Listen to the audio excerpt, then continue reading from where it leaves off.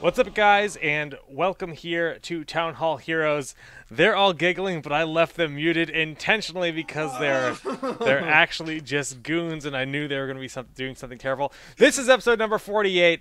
I'm Solid Jake GG, but before we talk about me, let's talk, and the other dudes, let's talk about our guest, C9 RawrJar. Here, welcome to Town Hall for your first ever appearance. And why don't you introduce yourself to the stream? I'm C9 RawrJar.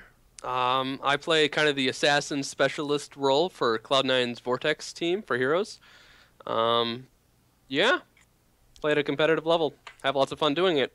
So what's your background in terms of esports and like just gaming in general?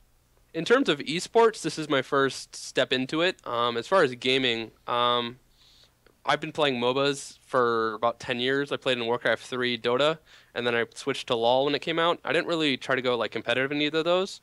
I didn't really find other people to go, like, because you really need to find 4 other people to go pro with, right, to get yourself better. I didn't really find those people in those games, and then in Heroes I did, so. Awesome. Yeah. Awesome. Well, going down the line, let's introduce everyone here. Kevin, what is new with you? Not too much. Getting pretty hypo. Got Apex coming up this weekend. I really want to go watch a Smash tournament because I think I've only been to one before, but it's really weird because I think I said this before, but Smash is the first game that I've ever been a spectator in, but don't actively play the game. So it's like really different, and I'm still like learning all the techniques and everything that are involved with actually like kind of winning. So like not even learning like how to do it, just that's a thing that's possible. So it's pretty exciting to go to a tournament, I guess in that type of regard. But other than that, just tons and tons of heroes working on new couple of projects that are going to be coming out for Heroes of the Storm in the near future. So that's about it for me. Very cool. Jared? It's been lots of heroes. I bought a Founders Pack as a Smurf, and it's nice to just have... You would. I would, man. It's nice to just have, like, an account that, like, doesn't, like, matter. You know, it's just, like, the play for fun. Like, you can, like, do dumb builds and, like, not have to worry about people, like, raging at you or, like, posting it on Reddit or anything. Like, look at this terrible build Zoya did on Gazlo. He ruined the game for us. You know, I can just do whatever I want, and I don't know, I'm enjoying the whole... I don't know, it's fun. Outside of that, though, this week's been pretty stressful / exciting / crazy. A lot's been going on with the move, as well as things behind the scene in the hero scene, which you guys, announcement this Friday. Something crazy's happening. God, freaking announcement of an announcement. Man. Yeah, it's just been like literally only heroes and then the move. I'm kind of lame like that. Your bedroom, though. Level up. Look at these new pretty pictures behind you.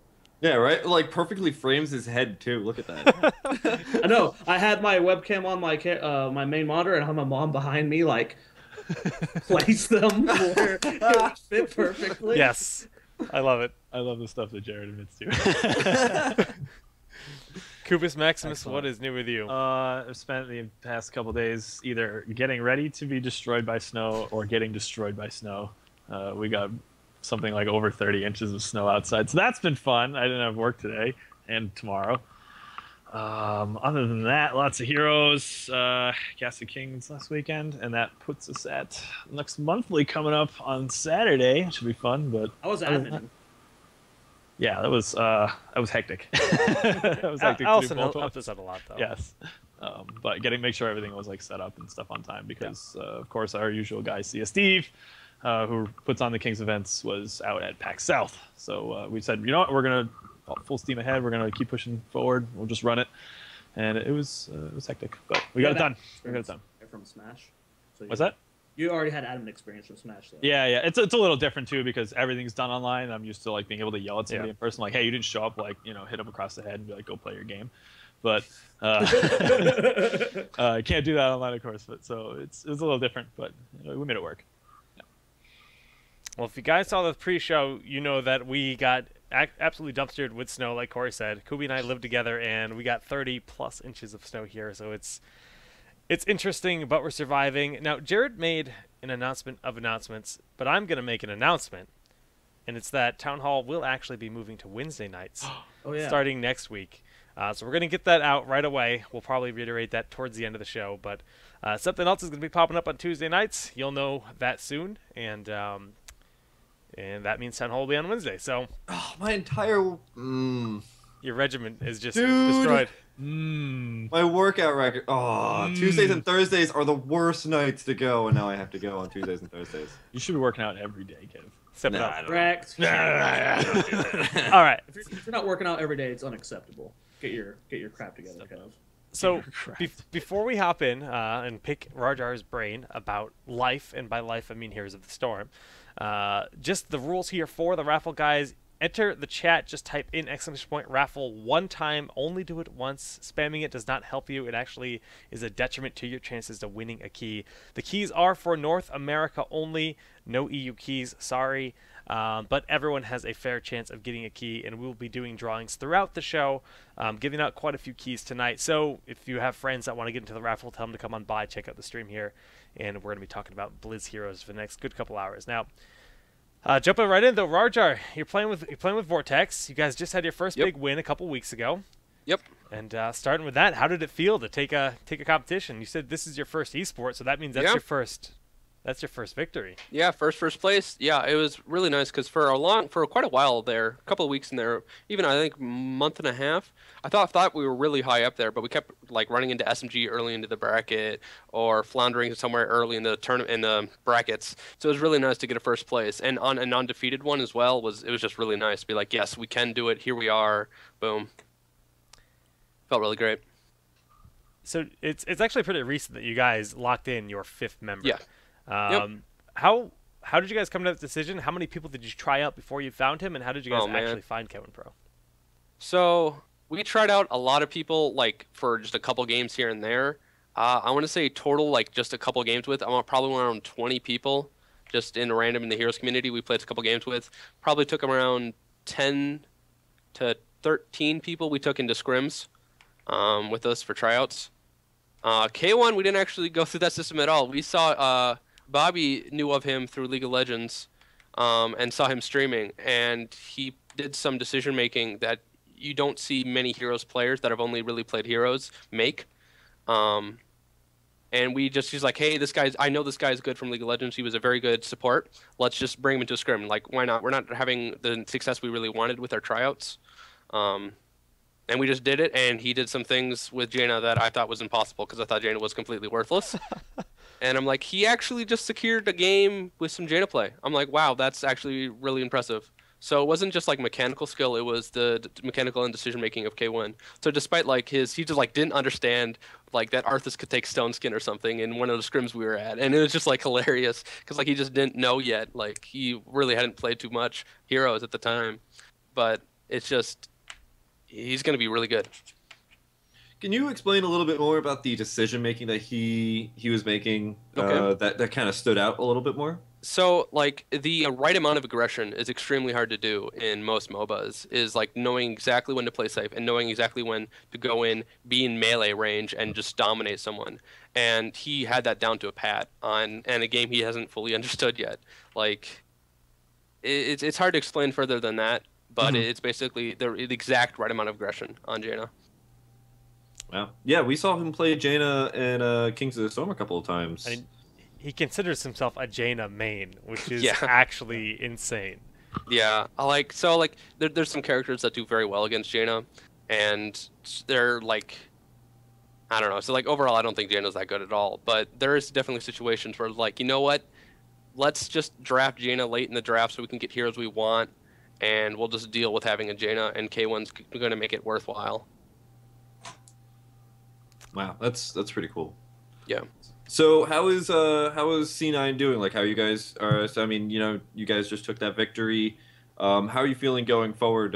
Is this going to be long term? Are you looking for what sort of solutions? I mean, like, I guess some of you are in college and some of you are just working jobs. Are you guys looking to go full time? All of you? Yeah. Or? So like we're not full time, but we're definitely long term. I know Kuhn or iDream is in college at the moment, and so is Chef. And I'm taking a couple courses, but we're scrimming a lot every week. We're going over replays. We're entering every weekend's tournaments. So like we're here to stay. How many hours a night are you swimming and practicing? Depends on how many people we meet up. Usually 4 is the average. 4 and then I guess 12-hour days on weekends, or? Yeah, because tournaments last forever. It's true. Especially if you go far in the tournament. Yeah, and because like the delays in between ESL matches is just kind of infuriating, but not a whole lot you can do about it. For a while there, Mr. iDream was considered either best or second best Zeratul in the world, but this last weekend, we saw you playing Zeratul. How you feeling about it? You think you can take that seat from him? So like my skill shots on my Zeratul with my the W, I don't even know what it's called. Singularity Spike. Singularity Oh Spike. my There we go. goodness. There we go. I guess we're casters, so that's Yeah. My hitting on it, like he's got better poke and he's got better assassinating than I do for picking up people. But like I do Void Prisms just good enough. Like in Zeratul, you don't actually have to be amazing at Zeratul to do well in Zeratul. Like you just land good Void Prisms and you can win games. Yeah. the call-outs. I love it. Well, no, I'm not calling out people. I'm just saying I know. Just you're calling out Zeratools around the world. That's what you're calling out. Step it up. No, like I honestly don't think Zeratul is that hard. I mean, the man has 2 blinks. Like he can get first aid. Like he has the most powerful ultimate in the game that casts at range. Like I don't know. He's probably like one of the easiest characters to have such a large impact on the game. Dun dun dun. They say he's really easy to have such a large impact. Do you think that needs to be changed a little bit? I don't like how you can steal Golem and other Merc camps with Void Prism. I do like how they changed it so that Void Prism now pauses ultimates. Like you used to be able to counter out like Ancestral Healing or stuff like that with Void Prism, which was insane. But I don't know, maybe turn down the duration a second or something. But overall, I think Zeratul's in an okay spot. Cool. So you said you don't think Jaina's that great, but you like K1 Pro's Jaina. Talked about Zeratul. What do you think about Thrall? I mean, he's the newest addition to the game. Have you played around with him yourself at all? Yeah, I played a decent amount of Thrall. Like with the meta, it is like occasionally you're gonna have to be running a tank and 2 melee assassins. So I've been picking up a decent number of melee assassins as well. And that's why you saw me on Zeratul. So Thrall, if he can get in melee with his target, he can do work. If you go full whirlwind build, he can actually eat tanks and survive against them with the amount of self-healing he has. The problem is that he can be kited. So the kite comps aren't that popular at the moment, so I think Thrall will have a place here and there, but I don't necessarily think he's like a for sure just pick him up pick. He's more of a, okay, other damages that we'd prefer are picked. Thrall's decent enough type of deal.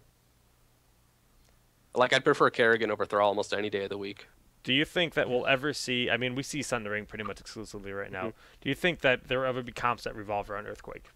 So Earthquake is interesting. I've played a lot of Earthquake with Trixler, and we go like Executioner Illidan with Earthquake, and it's fun.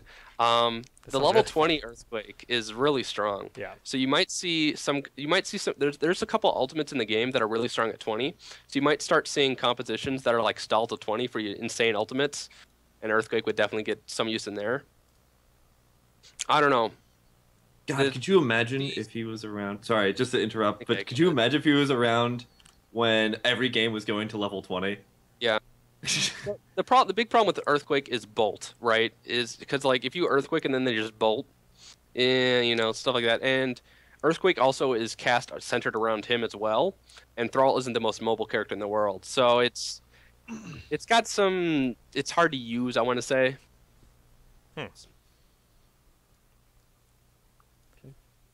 Cooby, any questions? Yeah, I was going to say. Yeah.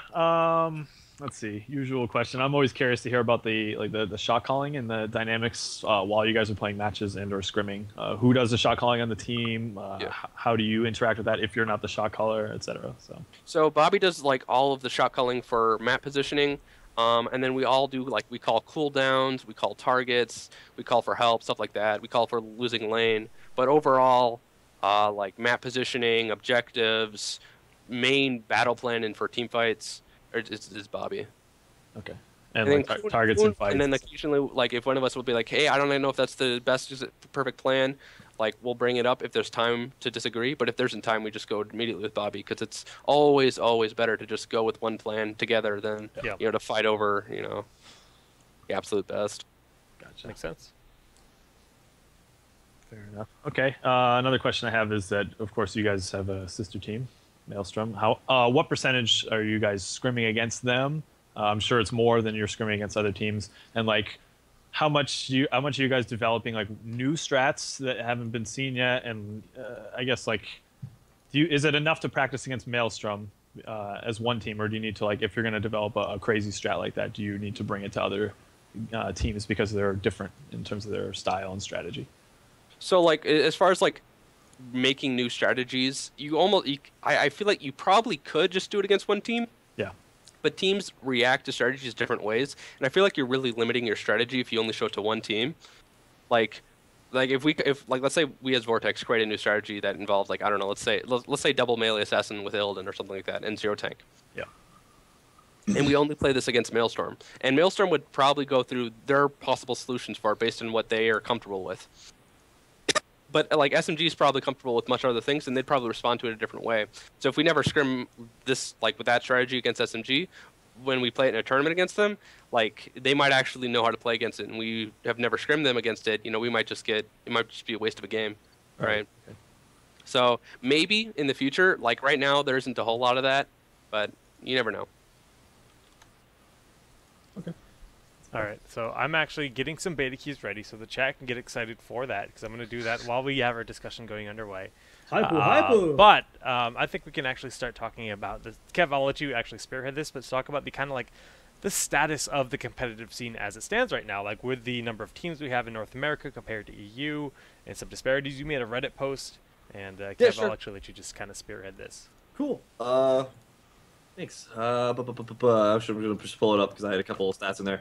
So one of the things that I've been noticing lately is that, I think everybody in the competitive scene is noticing it as well, and I think there's been many chats in different competitive Skype groups and etc.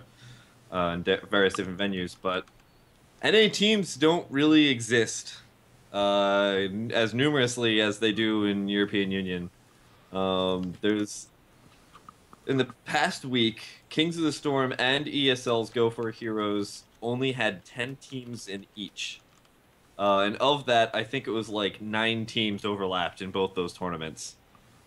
Whereas we look at the European Union's Go for Heroes, which is they only have one tournament. They had a round of 64 with only 12 buys. They had 52 teams, or some weeks they have 80 plus. And so it's kind of like become like a bugging question to me of why is the NA scene so sparse compared to the EU, especially since the alpha started in NA. It didn't go to EU for quite some time. So correct me if I'm wrong, but I was under the impression when the EU scene was let in, they let in like a lot of EU accounts all at once, and that might definitely be a part of it. Because I thought someone was telling me that's what they thought the reason for that was like, because I know some NA players from really early in the scene that got really high up in levels, but then since there wasn't many other pro players around and they weren't the best, they kind of left because there wasn't really any room for subpar best players at the time. And I feel like if your team is all rising up at the same time because of the invites being all at once for EU scene, that might definitely contribute to more teams. I'm actually not too sure about that. I don't think I ever heard specific statistics about when the EU was all let in and how many were let in. I know like the NA, it started off with only about like 2,000 or something like that. So, I mean, but that was at the very, very beginning of the alpha. I'll have to ask around who I heard that from. But even then, it's I don't necessarily think that's a good excuse for the NA scene. Yeah. I think the main thing is, I think I might have read it in the thread itself, is it's been a very one-sided scene so far for the NA scene. You've had SMG dominating for such a long time, and then with the C9 teams rising up, and then now a few other teams, like they're just so terrifyingly good. And I guess teams are kind of afraid. And I think another thing that was a contributing factor to it was when Kings first started, it was, and I think it's still this case, it's a 16-team limit. And I remember the first one, it hit like, I think Matt had to turn away a team or two.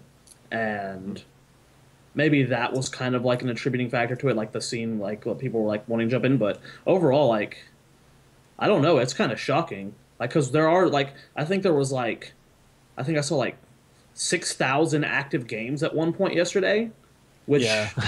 That's a big number. like and like you're muted, Jake, and then like another like 20 like 10,000, 15,000 people just sitting in chat channels. Like we have a lot of players in NA, and like it makes no sense. Like I'm actually shocked at like we had 10 teams, 10 in COTS.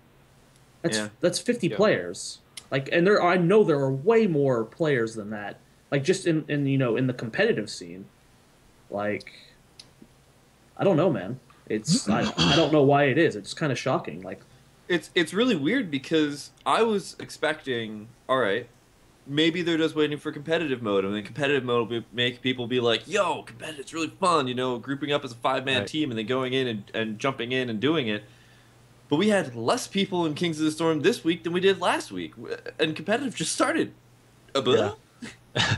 I keep trying to run through scenarios in my head that explain it, but everything is like, this doesn't explain the difference between NA and EU. It's like everything's been the same for the both, other than the start times in which people were invited, but that was some time ago, right?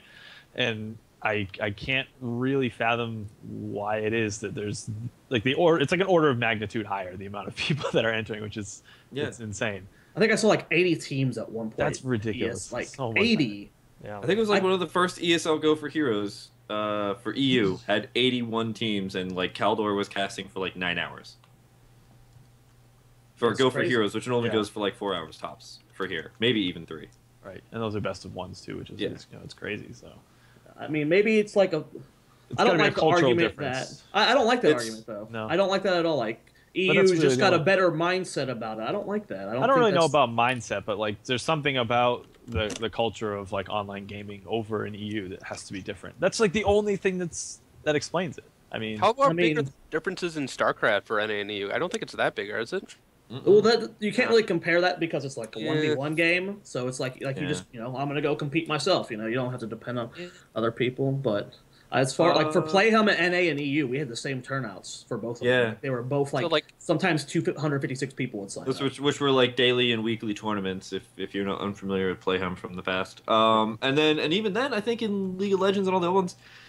I mean, I think the EU teams somewhat outperform, and the EU players in StarCraft 2 somewhat outperform like NA ones. But even then, like the NA ones, it's really weird. It's something I've always noticed is like NA has like 1 or 2 entities that always like outperform like everything, and then a bunch of subpar, and then EU's got a lot that are more closer together, a much like broader, like solid player base. I don't know if that's a like sweeping generalization, but that's even then. I think in terms of, I mean, I have no stats from Blizzard, but I would assume that hopefully, it's the same amount of players in both places. But the fact that EU just has so many more competitive teams. Yeah, I want to strongly, and I know everyone's gonna echo this. Like, if you even just have like 4 friends, or you've met people online, and you guys play 5-stack ranked, sign up for one of these tournaments. I know Kevin and I will do our best to like cast like new teams in the like first round of COTS and ESL and stuff. We'll try and get you guys promotion and stuff. But, like if you're already queuing up, like there is no harm in like trying these out. It's free. You get experience in like a competitive environment. You start working on the tournament nerves. Like they're like if you already have a group of people you play with, even if you guys are still trying to figure out the ropes, the best way to learn is just by doing it, guys. And I mean there's no downside to signing up to one of these tournaments. Like it's just go for it. There was a couple of good comments. Sorry, no, go ahead, Jake. I was just gonna say it's a chance to win money. It's a chance to get better at the game. I mean, competing in events like when there are stakes on the line is the best way to get better. Even if you don't take heroes like super serious, and it's like something fun to do with your friends. Just be like, hey, look, we won a game, or we won a series, if anything. And we like Quantum Cat team had been together for maybe 2 days. They entered Kings of the Storm this weekend. Cooby and I cast their game, and it was a lot of fun. We hope to see them again. There was a couple of really good points on the Reddit thread. VCL Delusion put up. Honestly, I feel like that a lot of free agents in the game currently are being too picky. They expect to immediately join the next SMG and stomp everything that comes their way. They don't understand that becoming even remotely decent takes time and effort, which I thought was like a kind of like a really good point. I have noticed that with a couple people, but that even then, I don't feel like that's a mindset that would inhabit only the NA and not the EU. Yeah. Not to mention there was a list of at most 20 people there. What about the other 65 plus teams? That is the difference between EU and NA. Right. There's another more intrinsic problem in terms of the way that competitive people who are just playing on a competitive level with a group of friends, or something is blocking them from either, whether it's advertisement, they don't know about it, or there's something we're not aware of that's blocking them from entering tournaments. And we got to figure that out so that we can get this scene to grow. One of my favorite tournament experiences, it was one of the first play-ums I ever played in, and I got dominated. I don't know if you guys, there's much sarcasm, but Golden used to be a sick Zerg. I hit him round 1, and he destroyed me. You know how cool it is to lose to, like, someone that amazing? Like, don't be afraid, like, well, if we're just going to lose SMG, take that as an awesome thing, man. You guys are fans of, like, Cloud9 Vortex. It'd be cool to lose to RawrJar, man. This guy's great at the game. Like, just don't be afraid of losing. You know, it's a good learning experience. When I first lost to Idra through Heroes, when I first got queued up against him, I'm like, Idra, I know him from StarCraft, and we just got whooped. It was great, man. This was months ago. Oh yeah. Man. So it is something that's really been bothering me, and it's, you know, I know somewhere in the mindset I was writing it, and I think somebody brought up to me, was like, oh, well, maybe people are just thinking that you're just saying this just because, you know, you feel like that's going to be helping out your career as a caster. And I was like, it's not even that. It's just I want to cast more different people. I want to see more competition. It's just right. It's not for me to be more successful. It's for me to have more fun doing the thing that I'm already doing. How exciting have watching Murlocs Inc. and Barrel Boys rise through the ranks been? Oh my gosh. Less than 2 months ago, who were these teams? And now they're taking second places in COTS. They're putting up good matches against all the C9 team, both C9 teams and SMG. Like, new teams are awesome. Like, it's fresh blood. There's so many different strats you can come up with. Like, we want new teams, man. They're fun to watch. It's exciting to see, like, who can rise up. I mean, I remember the first time I saw Barrel Boys, like, in a tournament, I just laughed at their name. I'm like, these guys are going to be awful. Just because of their name. I was like, these guys are going to be awful. Barrel and they Boys. did okay. They did okay. And then I think it was like Go for Heroes, or I looked at the results. I wasn't casting that day. I looked at the results. I'm like, whoa, they beat like a bunch of notable teams. They beat like Glorious or something, and someone else was like, what the hell? And then this weekend, there they are in the grand finals against SMG. Like, so they rose up quick, and so did Murloc. So it's like you said, it's really exciting seeing new teams rise up like that. Yeah. Actually, I mean, that was the top post that was also on the thread was Bazasaurus from Barrel Boys. I'm trying to pronounce his name. He actually put a really great post up there saying that that's exactly what happened to Barrel Boys. Like, they were just a 5-man stack. They just started playing. Oh, yeah. That's a great story to look at. You know, Yeah. That's absolutely. They had no experience jumping into it. They just, like Jared was saying, dove into the situation, just entered a tournament, and look where they are now. So it's absolutely doable. You know how Barrel Boys got to be to the point where they can scrim, like Cloud9 Vortex and SMG and stuff? Because they proved that they were good enough in these scrims. If you guys are like thinking you're a good enough team to like, well, but we don't have scrim partners, you know, we're having to scrim, you know, people we're crushing all the time. Start playing in these tournaments, impress RawrJar here, and he'll start setting you up with scrims, you know? There's so many benefits from playing in these tournaments, and there's nothing negative from playing in them.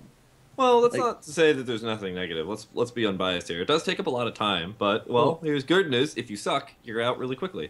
Really selling it. Good job, Kev. This is why Kevin works behind the scenes. No, but seriously, like, but you're putting out a whole bunch of things, Zoya, about like you have to be really good. It's actually, you don't even have to be really good. Like, it comes from hard work and determination. And one of the really fun things about scrimming is that it's like a completely different aspect to playing the game. Like, when you're the 5-man stack, it's not like you're sitting there and you're like, God, I hate the rest of my team or something like that. You're not thinking about just how your character works. You're thinking about how your team works. And you get to sit around with a group of people and really, like, think about the game in a completely different way that's way more entertaining. Like, you start coming up with, like, the Abathur auto attack build with Raynor, with Tyrande, with, like, everybody else, and you have this awesome auto attack speed. And, you know, maybe it's not that great competitively, but, you know, Zoya, I saw you were running that on stream once the beta patch came out, and, like, you guys were just, like, eliminating people and just laughing like crazy. like just coming up with like different synergies for your team. These are really fun things, and even if you're not that great, you keep doing this, and guess what? You're going to start getting more practice. You're going to become a more well-oiled machine, and you can actually start taking, maybe a game or two off people. You're almost going to say taking games off people, and they're like, do I want to say that? They're going to get that good? You have no faith, Kev. You have to believe. Believe they're the next Barrel Boys, the next Murlocs Inc. Because, I don't know, doesn't hurt to try. I mean, just from a competitor standpoint, I remember back when I first went to my Smash tournament, I went and I got obliterated. I just got absolutely demolished, but I came back and I made friends and I became part of this new community. And it's just a whole different aspect, this whole different just side of the community, the competitive community. And I made some of my best friends, like Cooby here, in the process. So... Don't worry, Zoya. We're our own friends. We don't need to be chased. I didn't meet you through Smash. I didn't meet you through Smash. The point is you never know where it's going to take you. So definitely encourage everyone here to try out competing in Heroes of the Storm, and especially if you got that 5-sec like you guys said. So I don't know. It's yeah. I mean, there's really like I don't. So to go back to the original point of the whole entire discussion is that. A lot of like when I was starting to write this post, I was thinking about, and I've been thinking about it for a really long time, and then I just kind of churned it out, went over it a couple of times to make sure. I don't really want to point out the biggest differences between the EU and the NA, because I feel like at that point it's just going to be a whole bunch of people spreading misinformation about, well, my culture does this and your culture does that, or their culture does this and mine does, and it's just become a battle. I'd rather just get people to start playing the game. Like, screw cultures, screw continents, whatever, regions, doesn't matter. I just want people in the NA to start playing the game more than they are. Because 10 teams is really lackluster, and I feel like we can do a lot better. And I feel like it's a disservice to everybody who's not playing competitively to not at least try. Yeah. So. Absolutely. Can't disagree with that. Agree 100%. I haven't said that in so long, and I'm so proud of myself. All right, let's Here's a little post-it note right there. Don't say I agree 100%. Don't say it. No, Jake, don't do it. So to all of you that are considering playing in Heroes of the Storm competitively, well, now you're going to get to hear about it a little bit more, as we're going to be doing a bit of a recap on the recent happenings in the esports world. This past weekend, we had Kings. It was the final qualifier. Can anyone link me in the bracket? Jared, cots.challenge.com, bracket life. That's the URL. I'm actually going to go there myself. But yeah, so Jared and Kev were supposed to cast, and then Kev got the most fierce kitten aggro of his life. Zoe Bear did. Oh, I wouldn't have kitten aggro because that would require me to have a kitten, which would require me to like cats. I've moved though. No more cat problems. So, but the actual problem, Jared, can you elaborate just so people understand what kitten aggro means? Dude, it would not shut up. Like, it was literally meowing every 10 seconds. His roommate's got a kitten. It was actually like 2 weeks old, so like, and they had like just left, and so like it's not used to being alone, so like it could hear me talking, so like it would just like meow, meow, meow, like a freaking car alarm going off, and like Dreadnought was playing with me, and I was actually on stream, and like he's like, dude, I can hear that like clearly. It's like how yeah. It was sad because that was actually a really sick tournament, but it's nice to watch my Cooby and my Jake. Aw. But yeah, it was a fun event. You guys can look at the bracket there. I can pull it up on screen here. Maybe. Question mark. Do we got this? Production? We got this. Values. And we can look at the bracket here and just running through it. We actually have our guest here, Mr. RawrJar, playing with Cloud and Vortex. Kind of an upset though. But dude, let's talk about game 2 there. Because you mean the golem? Yeah. We didn't deserve to win that, and then they kind of gave it to us. So that was nice. Okay, so the plan. Okay, that moment for if you guys didn't see it. Yeah. There was a part at the. It was very late in the game. I don't. It was like 25 plus minutes into the game. It was right before all 3 shrines were going to spawn, and they could just sit on a shrine and just win pretty much at that point. So for some reason, Barrel Boys just said, okay, we're going to go down and take the boss. Which, if you guys have played on the map before, it's incredibly scary to even consider taking that. Like, you have to have a huge advantage hero wise. They start poking away at it. and then they back up for a second. They're like, okay, wait a minute, this is a really bad idea. There's like a way we Well, can, they like, see give this Vortex, game so away. they back up. They saw it, yeah, and they probably took about half of its HP away. And then you guys, like, what was? I just want to know, like, the decision making, like, to go in and kill the boss, because that seemed so scary to me when I saw it. I was like, oh no, like. Basically, we wanted to force a fight because that was we had to ace them there in order to win. Was our philosophy. Because if there's 3 shrines up and they require 1 shrine to win the game and a 37% core, they can just spread out, right? Just put 4 people in 1 shrine and another person on up top and all 4 bottom or something, and we just lose. So we wanted to force a fight, and taking the boss was, our thought was the best way to force a fight and potentially ace them. So yeah, it was just it was so scary because you guys started and they actually initiated before you guys were able to finish. So you have to deal with things like the slam coming down and everything. And you guys were majority underneath it more than they were, but you guys still managed to clean that fight up, which was impressive to say the least. Yeah. So props to that. But we were in a pretty close quarter, and Bobby got off an amazing smite. He canceled like 2 ultimates, I want to say, with 1 smite, and then the ancestral healing went down on a full health Arthas, and we just won the fight. So that was really nice. No, that's true. That was a very crazy game. I would suggest checking out the VODs up for that game. If you guys Cast Aside in general, that entire game on Sky Temple was terrifying. Like Tyrael was just like, nope, scooping you into my little saddle here. Nope. It was just a whole lot of nope with Cast Aside on Tyrael. And I'm actually really excited just about seeing Tyrael in general and how successful he's being, because it's a breath of fresh air. That's for sure. So I believe Cast Aside actually slightly got buffed. Yeah, I think the pushback is like twice as far as it should be. All knockbacks are a little stronger. Shadow charge is stronger. Everything's stronger. Yeah, so it's I don't know if that was intentional. I really hope it's not, because that Cast Aside smite. And I don't think it can be intentional, because like Cast Aside, like if you if you watch it, each Cast Aside like will knock them back like at a different range. Like it doesn't seem to be like a static amount. It's dependent on what where they are direction inside the the hero. No, what direction the hero was walking when they get hit. At least that's how it is for Shadow Charge too. Oh, okay. So it's something like that adds up the acceleration or something. I know Shadow Charge. That's how it is. I don't know about Smite. I think it's different for Smite. Okay. But yeah, it's ridiculous. It's kind of really strong lately. How do you you guys, I mean, by you guys, I mean Vortex, the last few weeks, and I guess month, really, a little over a month, you guys have been having really solid results, and you guys got knocked out pretty early this time. How do you guys, as a team, handle the loss? Like, because like you said, this is your first, esports, competitive experience, do you guys handle loss as well as a team? Was this, kind of like an upset, obviously you don't want to lose, but... Yeah. So we were all pretty upset, but none of us are really ragers or really anger or loud or anything like that. That's or obnoxious, which is really good, because I was on an amateur team that had some members like that, and it was not fun at all in Heroes. And so basically we just went over the replays, what went wrong, what to work on, and we just called it a night essentially.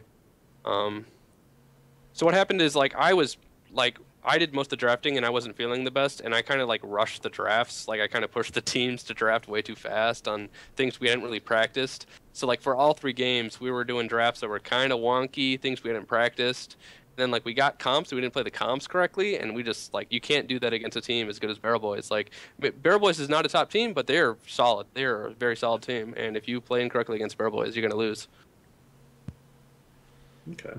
Oh.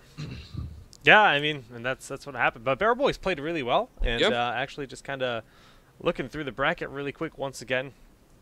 We're not going to spend too long on this, guys, but just to give you guys your fix of what's going on here, we can see that Barrel Boys actually went 2-0 over Murloc Sync, also considered an upset, because Murloc Sync has been looking incredibly strong lately as well. I mean, these are the 2 up-and-coming teams right now.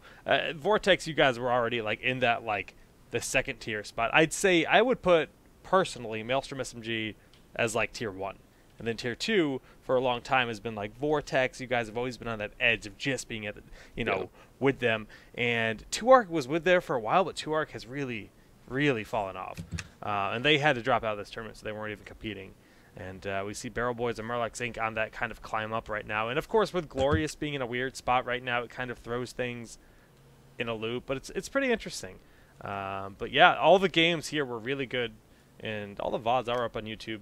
Lower half of the bracket is what was cast. Top half of the bracket was not cast. Interesting thing. It might just be like a grudge type thing that they're doing, but like every COTS, Cloud9 Maelstrom forfeits the third place match, so they always get put on the same side of the bracket as SMG, because SMG, like 99% of the time, is going to be first seed. So when you forfeit that match, they're going to be fourth seed, and so they'll end up on the SMG side. And it's happened like the last at least 2 COTS, maybe even more than that. Yeah. It's, like, I mean, that stinks, but the other side of the coin is that they play against Vortex in the semis, so Yeah, I mean, that is true. You got to look at it from that perspective as well. Like, That is true. I mean, one of the two teams is going to have to play against them in the semifinals, and I'm sure you guys have discussed that at length, right? So, whether it's a good or bad thing, they may be doing. That's a good point. I didn't think about sure. that. It's a great point. And I didn't know if the Maelstrom was just like trying to keep hitting SMG and just getting unfortunate games or something. But. The other thing you have to consider about COTS is the big one, the monthly, if you will, COTS 5, doubly limb. So that changes things a lot too, though. It does. Yeah. So. Hypo. Yeah. But. Yeah, that'll be this weekend. That'll be Saturday. That's all the top 8 teams that have been playing in all the qualifiers will be playing on Saturday. And actually, the ESL Monthly is this Friday night. So this is a very busy week. big weekend for competitive heroes. Like ahead. RawrJar, you guys playing in both? Yeah. Actually, I think so. Wait. you guys qualified. No, for you it. guys qualified. No, we already qualified. Yeah, I'm sorry. Yeah. Yeah, you guys won the last ESL Monthly. Yeah. So you're not allowed to play. Let's talk about I just Rhaegar. I'll talk about Rhaegar. Yeah, he's been seeing a bit more play, huh? We've been That's seeing true. him play. We saw some crazy things with the double tank composition and going into ancestral healing, and then just ancestral healing in general with dive comps and Tyrael judgment. So that's been fun to see that rise up a little bit. No bloodlust, I don't think. No, we haven't seen No, play. it was all ancestral. Is what we saw. So that's fun.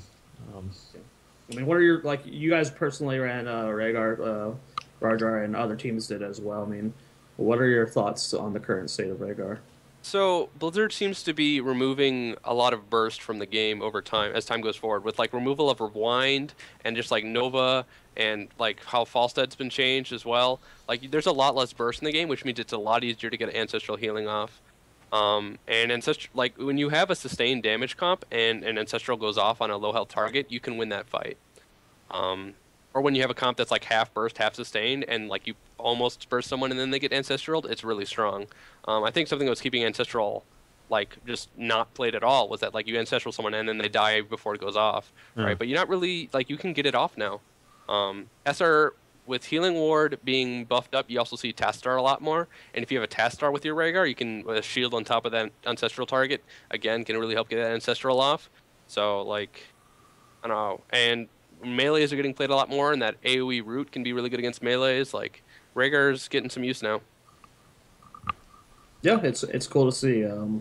He fell off there pretty hard for a bit. For multiple, like for Uther and Brightwing still the best 2 supports just because of the hard CC they have, and I don't know why they're the only supports with cleanse. That just puts them on a tier of like a 30-second cleanse with a game that's crowd control so important. Like you can't have that on just 2 supports because that just it instantly makes them the best. I agree with you. Well, Lily can get cleansed, but it's level later. 16. Yeah. That's It's hard. A little more difficult to target that too. Yeah. Yeah. So, but that's a good point to make. Now, it's pretty interesting because like Rhaegar fell off the map when they nerfed Healing Ward. Pretty much everyone stopped grabbing him. Yeah. They brought Healing Ward back, but everyone started playing with like Mouth, and they're just like they kind of maximized Mouth's efficiency, and then Rhaegar pretty much became extinct. But like you guys said, he's kind of coming back. But Jared, I think you hit the biggest point there. It's just cleanse. It's actually that big of a deal. Cleanse it's insane, and either it has to go or they have to like give it to like 2 or 3 more heroes.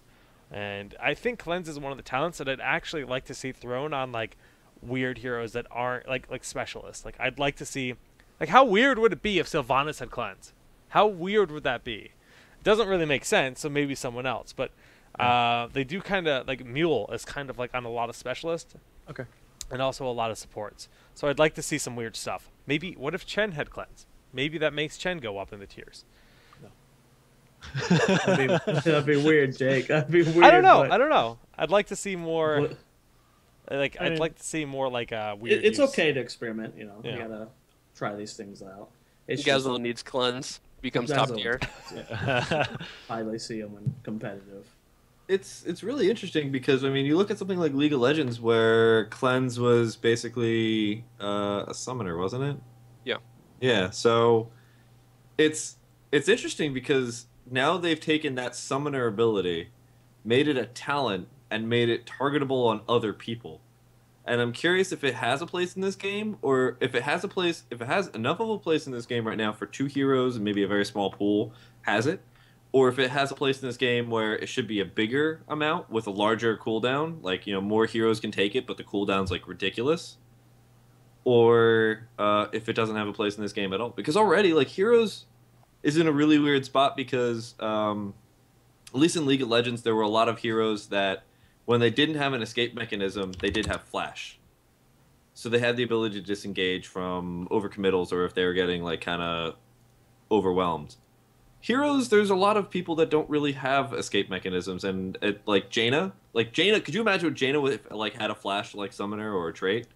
Like she'd be one of the top tier heroes, I feel. I think most Jainas get sprint nowadays, but yeah. Yeah. Yeah, I mean, Oh yeah, flash got like the problem nerfed with pretty cleanse bad, is didn't it? that it's just so like there's so many different CCs in the game, and it's such a short cooldown that like at the current the current state of the game is cleanse is just ridiculous. Like See, I don't it's think it's necessarily the cooldown. I think it's the strength of cleanse because right now it's. I think cleanse in heroes is more powerful than cleanse inside league because Oh, definitely. heroes cleanse. Not only is it targeting on someone else, it removes all current CC and you're involved from CC for a whole second. yeah. Like I think in league it's just reduced afterwards, right, or something like that.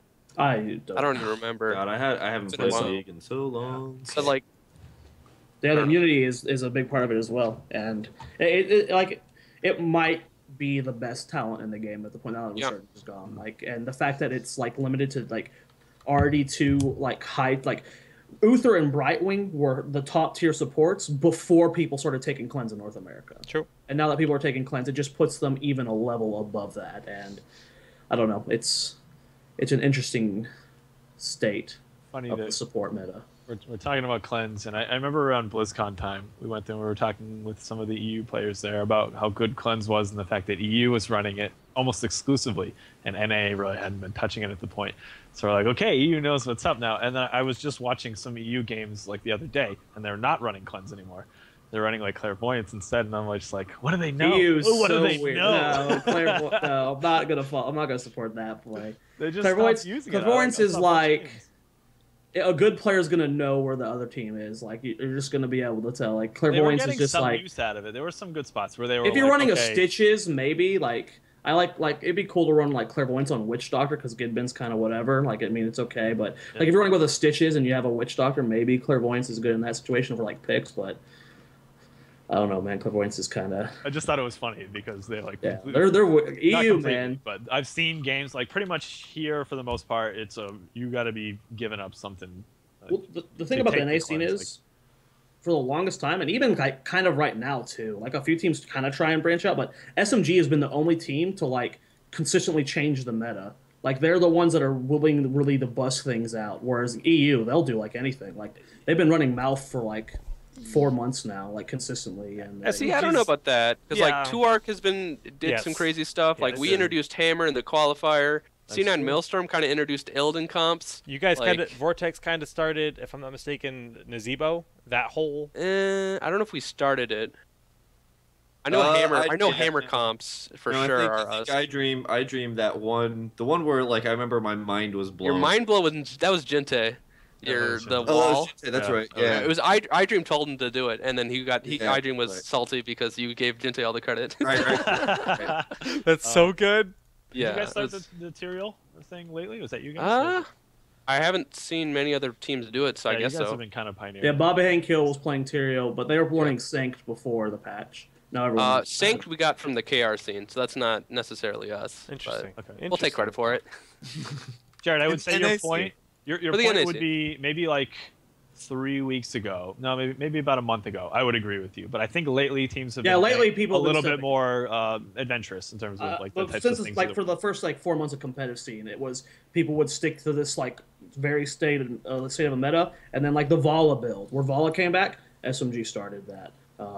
The super dive heavy comps. Yeah. SMG started that. The original Bloodlust composition when RawrJar first hit that's the scene. true. Like I was saying, prior to a month ago, I would absolutely agree with that statement. But I think lately teams have been doing a good job with that. The Abathur Asmodine comp, you can blame on Not a Fish, by the way, in case you guys were wondering. Not a Fish. That's the guy to blame. He just said, "Hey, what if?" And then you guys tried it. Yeah, I mean, there was a period that 2-Arc was doing like the Abathur double loading nonsense. So you were right about the 2-Arc, though. Yeah. I think Murloc is like the new 2-Arc at the moment, man. They're pulling yeah, stuff definitely. too. Yeah. Murloc's fun Murloc's to watch. they bust out some crazy stuff. They will do some insane cheeses, and it works too. Like they're Like definitely. Murloc was running Tehran before SMG, I want to say, right? Yeah, Atlanta, right? Yeah. Yeah, They that's did true. it I saw that differently though. the builds Yeah. were definitely different. Yeah, there were different Yeah. builds, but Only by very small smidgens, but I guess enough to like that Tyrande was a little less variable, and I think that's what SMG kind of figured out because Murloc runs full owl build, whereas SMG Battle will momentum. they'll get battle momentum, and at level 4 they always get either healing ward or shield. They get shield if they already have a healing ward on the team. If they Yeah, don't, if they Yeah, don't. I So- absolutely love that Toronto build. It's really fun. Yeah. it's fun. Yeah. But I know Murloc runs full owl, so that at level 4 they get the owl cooldown thing as well. So I think a lot of this shift for Tyrande has to do with what RawrJar was talking about in terms of like the bursts sort of slowly dissipating a little bit. This makes Hunter's Mark a little bit stronger in terms of like Starfall. The fights are going to be lasting a little longer, so you get more value out of that. And battle momentum, you have more time to be throwing autos out. So it makes sense. Like we do see those shifts slowly happening over time with the meta, which is cool to see. Congrats on beta key, people. Yeah, congrats everyone that just won a key. There will be more throughout the show.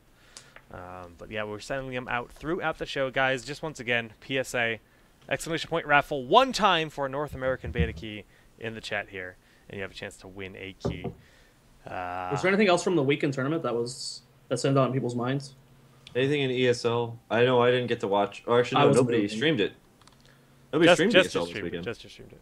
Oh, Jester I know. did? Oh. I was moving, so I didn't I see thought it. I was looking for it on Sunday, but maybe I was at the wrong Let time. me get my notepad real quick. Hold on. Ooh, Glorious looked strong in the ESL. That's what I remember. Really? Oh, they played Yeah. good. Yeah, they had Zix and I don't know who they had on main tank. Protege. Protege, there it is. And so like we actually tried out Zix for quite a bit. And he Yeah. looks really much more comfortable on melee. I'm pretty excited for new Glorious to see how they do. Dude, Zix is a monster. Like Zix is a monster. if Glorious can get good practice and make their new roster work, like Zix, his shot calling is solid because I know he's the shot caller for the team, and that whole Reich. I mean, you have your flashy players like your iDreams and your Glaurongs who make these sick plays, but you can't be carried in this game. And Glorious was always a solid team. And, Yeah. They did lose 2 of their members, but Nirak, Syracuse, and Cotton Luck are very solid players. They're all good. They're all great. Yeah.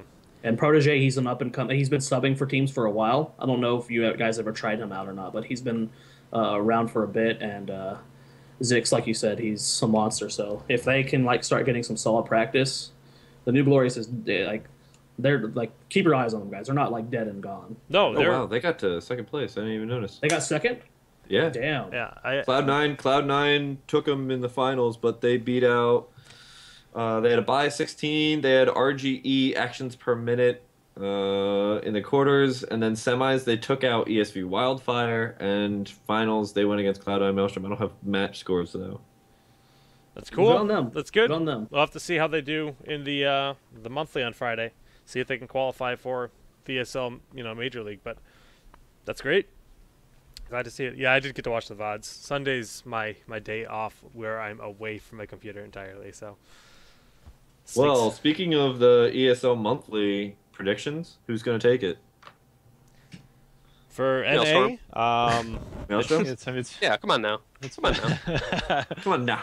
it's so up in the air. It's gonna be so stacked. Not really. I feel like Maelstrom. Oh, the monthly. I was thinking Major Look, League. You talking the ESL or monthly- you talking COTS? We're talking. The we're ESL. talking The ESL. ESL. Monthly, Yeah, that's- yeah. Okay. ESL, This it's gonna monthly. be Maelstrom. Okay, so we have to Maelstrom consider Yeah. Vortex. Not in it because they already Or- qualified. Symbio already qualified. Murloc's already Boys. qualified. Bear Boys already qualified. Yep. So if Maelstrom doesn't win it, they forfeited out of the last one because they didn't have their team there. That's the only. They weren't in the last monthly. Yeah. If they don't win it, it'll be a massive upset.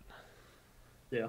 We'll have to see how the bracket goes. You know, it'll be disappointing to see certain teams like hitting each other early on. Hopefully the seeding's good because we want that major to be, you know, the best of the best. But that's how actually just tournaments work sometimes. Sometimes you just get the bad straw. But well, yeah, if Maelstrom doesn't, like, you know, it's Maelstrom. Like, Right.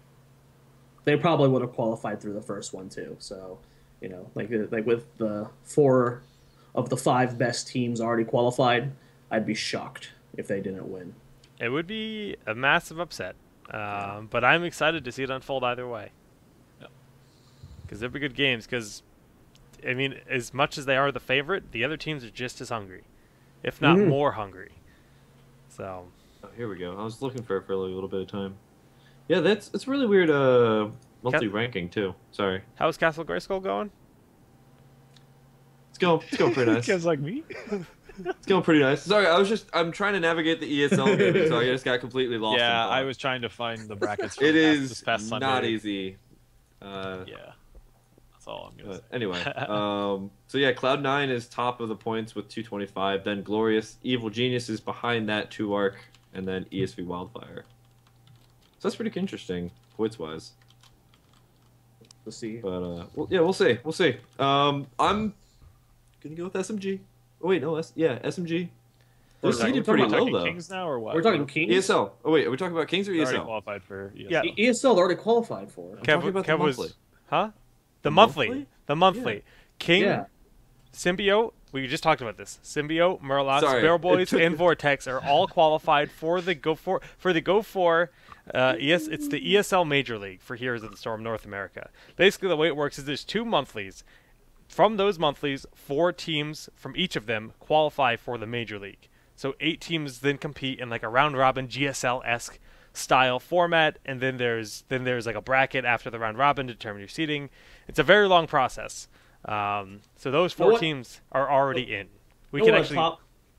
What a smart team would have done is just keep, like, if you're like one of the best teams, just keep winning all the weeklies. Don't show up for like the monthly until the last monthly, so you can keep winning $100 prize pools. Because that's 4 tournaments that SMG, Barrel Boys, and Murlocs Inc. and Vortex have been able to play in that they could have won some money. But mistakes were made. RawrJar, you goofed. Yeah, we goofed. Too good. Be worse. Step it up. Step it down. Step it down. Get out. I'm going to link this in chat here for anybody curious about the actual format. That's the prizing, $4,200 in prizing for the Major League, and you can see the 4 teams that have qualified, and then they have 4 to be determined listed there. I was talking about the monthly final. It's Friday, right? Yes. So those. Yeah. So that's what I was just talking about. I was just like, SMG can't Well, you play. said that. SMG. Right. They can't play. oh, they can't play in it. Correct. Okay, gotcha. Because they've They're already qualified. qualified.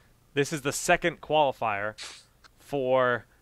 There's like a qualifier for Sorry, a qualifier. Didn't understand that. Gotcha. Yeah, it's a bit complicated. I got it now. It's got a it bit now. complicated. It seems weird that got people it. can't We've got play. it. Everybody's got it. All right, I'm gonna send more In keys out. SE2, that wasn't a thing. Like, if you had already qualified for a tournament that like had a prize pool, like if not like majors and stuff, like because like DreamHack qualifiers, they wouldn't have prize pools. But like if it was like a play-in qualifier or something, you could keep playing in them. But if you took, like, say you took first again, then second, like in top 3 qualify, then second through fourth would qualify. It's a little weird doing that though. Yeah. Yeah, I mean both. It's weird either way. Yeah, Like, what if you get knocked out in the bracket by someone that takes first, like really early on? I don't know. exactly. And they shouldn't have been there in the first Well, no, place. Yeah. That's a good point too. You'd Yeah. be That's so why I salty. think it's weird. You'd be That's why so it's salty. weird. And then match fixing. It's like, well, we don't need this. We're Maelstrom, and we're gonna let Vortex in, or vice versa. And they just throw the game, and now you have a big problem. That's true. Nope. I don't know. This isn't CS:GO, so I don't think we'll have a I was problem about with to it. say. Oh God. Something now. I was gonna say it. I was like, this ain't CS:GO. Boy, that drama. Anyway, back to Heroes. Bam, Orc Spit, you win a key. Do we have perchance the seating yet for the monthly, Jake? For cuts? Nope, CS Steve is actually currently buried in the snow. Yeah. So Kings of the Storm, that's the other event happening this weekend. So that'll be Saturday. That'll be the monthly. I believe the 4 of us will be 500, casting right? it. Are you guys crowdsourcing it again? I think there's I don't know how much there's in it is all community funded. I don't know how much we have in prizing. I think we have like 300 right now. It goes up throughout the week, typically like the week of it goes And during up. the tournament itself, people People add money to the prize pool during the tournament as well, because again, completely community run. It's just kind of our baby that we put out, and if people want to donate to it, you can. But I don't know what the point structure is, but I mean you can just look at the results from the past 3. Yeah. like SMG seed 1 sort of guaranteed. figure. Yeah, so I mean based on that, but It is double limb. Is it double limb It's best of 3 for double- lowers bracket as well? I Yes, believe so. best of 3 for It's lowers all bracket. At least best of 3, and there's Best of 5 for grand finals, and double M for the whole event. fun stuff. Starting 1 p.m. Saturday, maybe. Yeah, I think. As far 1 as p.m. Eastern. 1 p.m. Eastern. Yeah, 1 p.m. Eastern. And it's gonna be a long tournament. Oh I yeah. think. It's gonna be a long Double limb best of 3. 8-man bracket though, so Yeah. it's down from 16. So it's 8 teams only. Oh, we're limiting it to 8 this time. Okay. It's 8 It's- teams yeah, it's qualify. always- That's how the it's always monthlies an work. Yeah. 8 teams qualify from the Oh, weeklies, top 8, and then so every game is gonna be crazy. It's actually gonna be really intense. So Is the prize pool distributed between the top 3 again? Yes, I believe so. Don't quote me on that, but that's how we did it last time, Yeah. and I would assume it would remain the same. But that's always up to Matt to figure out how he wants to distribute it. So Yeah. that would be my guess. I would assume the same too. Just Yep. didn't know if you guys knew.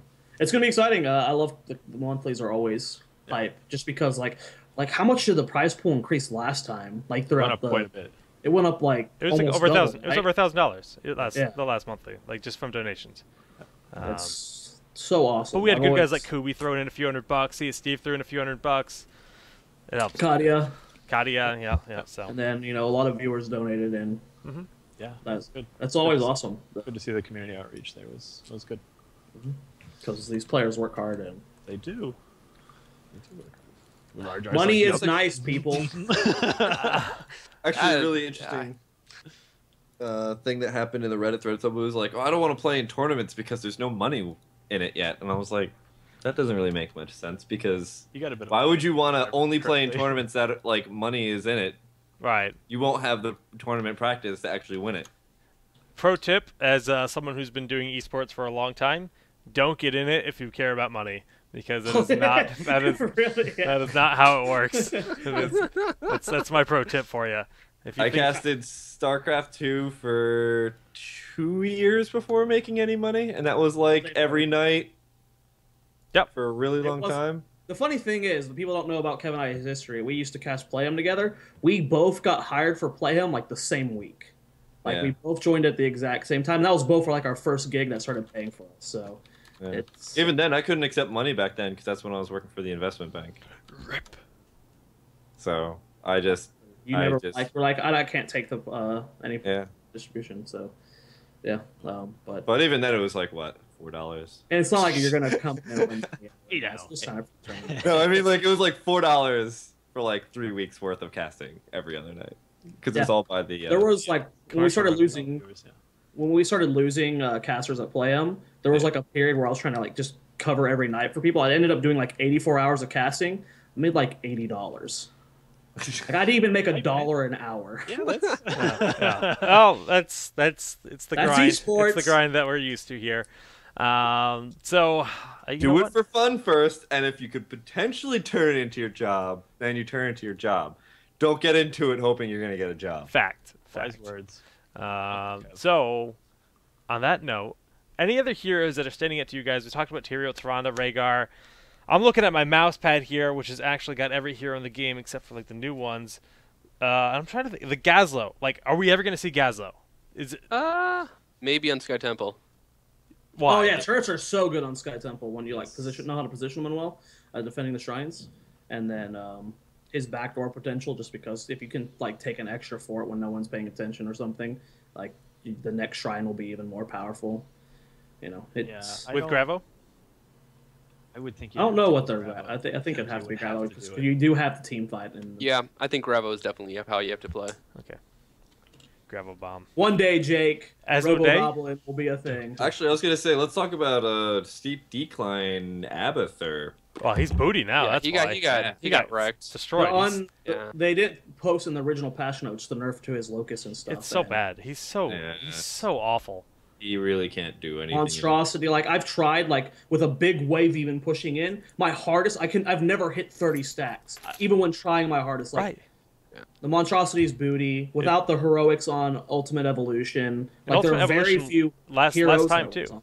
Now, less time. It's only 30 seconds Yeah. now. I think it was 60 before. Like there are a few heroes that you can actually Ultimate Evolution. Like ETC is a good one because he's got both a stun and displacement. Vala is also good just because she can do like a little bit of good damage without heroic. But like without heroics, it's just Yeah, I don't know, man. Abathur's only redeeming factor right now is his level 20 symbiote shield. Like that's literally the only cool thing or decent thing about Abathur. Everything else is just ignorable. It's kind of sad. Yeah, I really disappointed because everyone was like starting to play him right before the patch came out because they were feeling he was going to be good, and then just a bunch of undocumented changes. And, Only just before the patch. Everyone was playing he him fell for off like there for a 3 while. months, man. well, he fell off there for like a month, and then Yeah. he came back like a week before the patch. Well, with the catapult change, pushing became like weak as all get out. Yeah. That's fair. And then the rise of the Elite Tarn Chieftain. Yeah, some teams have been trying to Rise. he's good, man. I don't think ETC's ever been bad. He's just always been overshadowed because he didn't do damage. Yeah. Like, You I think guys teams played are him one game. realizing you don't need 5 sources of damage on every comp. And like if they take Arthas and Stitches or tanks or band that are good, and you just need disruption, ETC's not a bad choice. Yeah, he's tanky too. Yeah. it's not easy Super to blow tanky. up, so he's not top tier, but I'm glad to see him up on the He's getting competitive play. stage. Yeah. Let's hope he doesn't dive off it. Oh god. There it is. There it is, guys. There's your camp fun of the day. RawrJar just actually rolled his eyes at that. Like, that's how bad that one was, man. All right. Beta Key's going out to make up for that. Boom. Everyone goes. Congrats. Erminate. I'm butchering your name. I apologize. Congrats. So, I mean, other than that, competitive, I don't think we've really seen too many other massive changes. Any other heroes that really kind of stand out to anybody? Yeah, Lily. think so. What do you guys think about the new Lily? It's not good enough still. Level 20 Lily is insane. Oh, you can yeah. keep the fight going. If you Like can Kung get Fu to 20, Hustle is gross, man. Like multiple cups per team fight? Are you kidding me? That's it's so good. if you keep Kung Fu Hustle up, I think near I did the math. It was like 24 seconds. The Wow. cooldown. Yeah, Like, something silly. Like, something absurd. Like it's absurd. Like at level 20, but I don't know. You actually just Do you don't think? die. Do you think it shouldn't? Do you think it shouldn't affect heroics? I don't know because like you're also playing Lily, so you don't. Have to Yeah. kind of Hey, okay man. if they're, like, If anybody no, I'm knows not saying that. like Lily is bad, but like you're giving up a lot to play Lily instead of someone with CC. Yep. So like I'm kind of okay with it where it's at. Like it might be OP if teams start utilizing it correctly, but I haven't seen too much of its being used in competitive play. I've seen some versus games that are like if you're uncoordinated and you're against a Lily level 20, like you're probably going to lose that game. Yeah. But in competitive play, I don't see too many teams struggling against it or running it. Kung Fu Hustle was in the game when we had Resurgence. Would Oh, have yeah. been Oh done. my We God, we that all would- would have left the scene. Like no, That would that would have been the worst. really. Oh. Well, Okay, I think cool.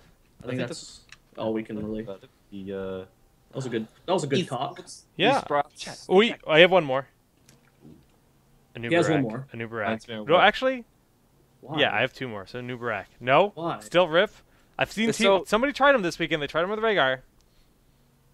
Apparently he's getting used in EU, right? Yes, That's we what saw I him in heard. EU as well. Yeah, I don't know. Story Yeah, is I get- for the uh, fans. No I hope, think no Tyrion's faith. better. I think Tyrion's better in like every way. Okay. Yeah. So Yeah. So Just give a new Barak a rewind back. Just give it actually, back. like if they don't want to give him rewind, they should. I don't know why they removed rewind and nerfed his shield and all Yeah. healing at the same Yeah, time. yeah, that was a Yeah. bit. I Overdid think it. it was a They bit overdid hard. Yeah. Because I mean, you look at Tyrael, and he's got. I mean, what was the big great thing about Anubarak was you could burrow charge in, disrupt everybody, and then burrow charge back out, and then disrupt everybody again, like with another like Q spine. Tyrael, you can do that already. You Q at your feet, you judgment in, and then you hit Q again. You're back to where you were, and you're safe. Yeah. Like if you need Smite. to play safe like that, and then you have smite and everything else. So it's just Anubarak is just a really less preferred. If his scarabs were smart. Like they've even turned them into Even robots. that. Well, at least he'd have a lot more damage. So my problem with like beetle builds is that like Vala and Tassadar are always picked, right? And they just put out enough AoE that they're just going to be die without like being focused. Well, I mean, I don't even mean like a Scarab build. I just mean like if they actually ever attacked enemy Like if they heroes. did things, yeah, okay, Yeah. All right, yeah. They weren't Because just like his heroic damage is already like it's still pretty decent. Like if you got burning rage and everything, you jump to the middle of the enemy team. I mean, if against bads, you can still get like pretty good hero damage. Bads. Almost top. Well, that's the problem. And like I said though, but so can Tyrael, right? If you can get multiple smites off per fight, like if you're running like a battle momentum and the level 4 more smite talent, like you can actually get pretty high hero damage on Tyrael. Yeah. So it's just Tyrael's just better. That's a shame.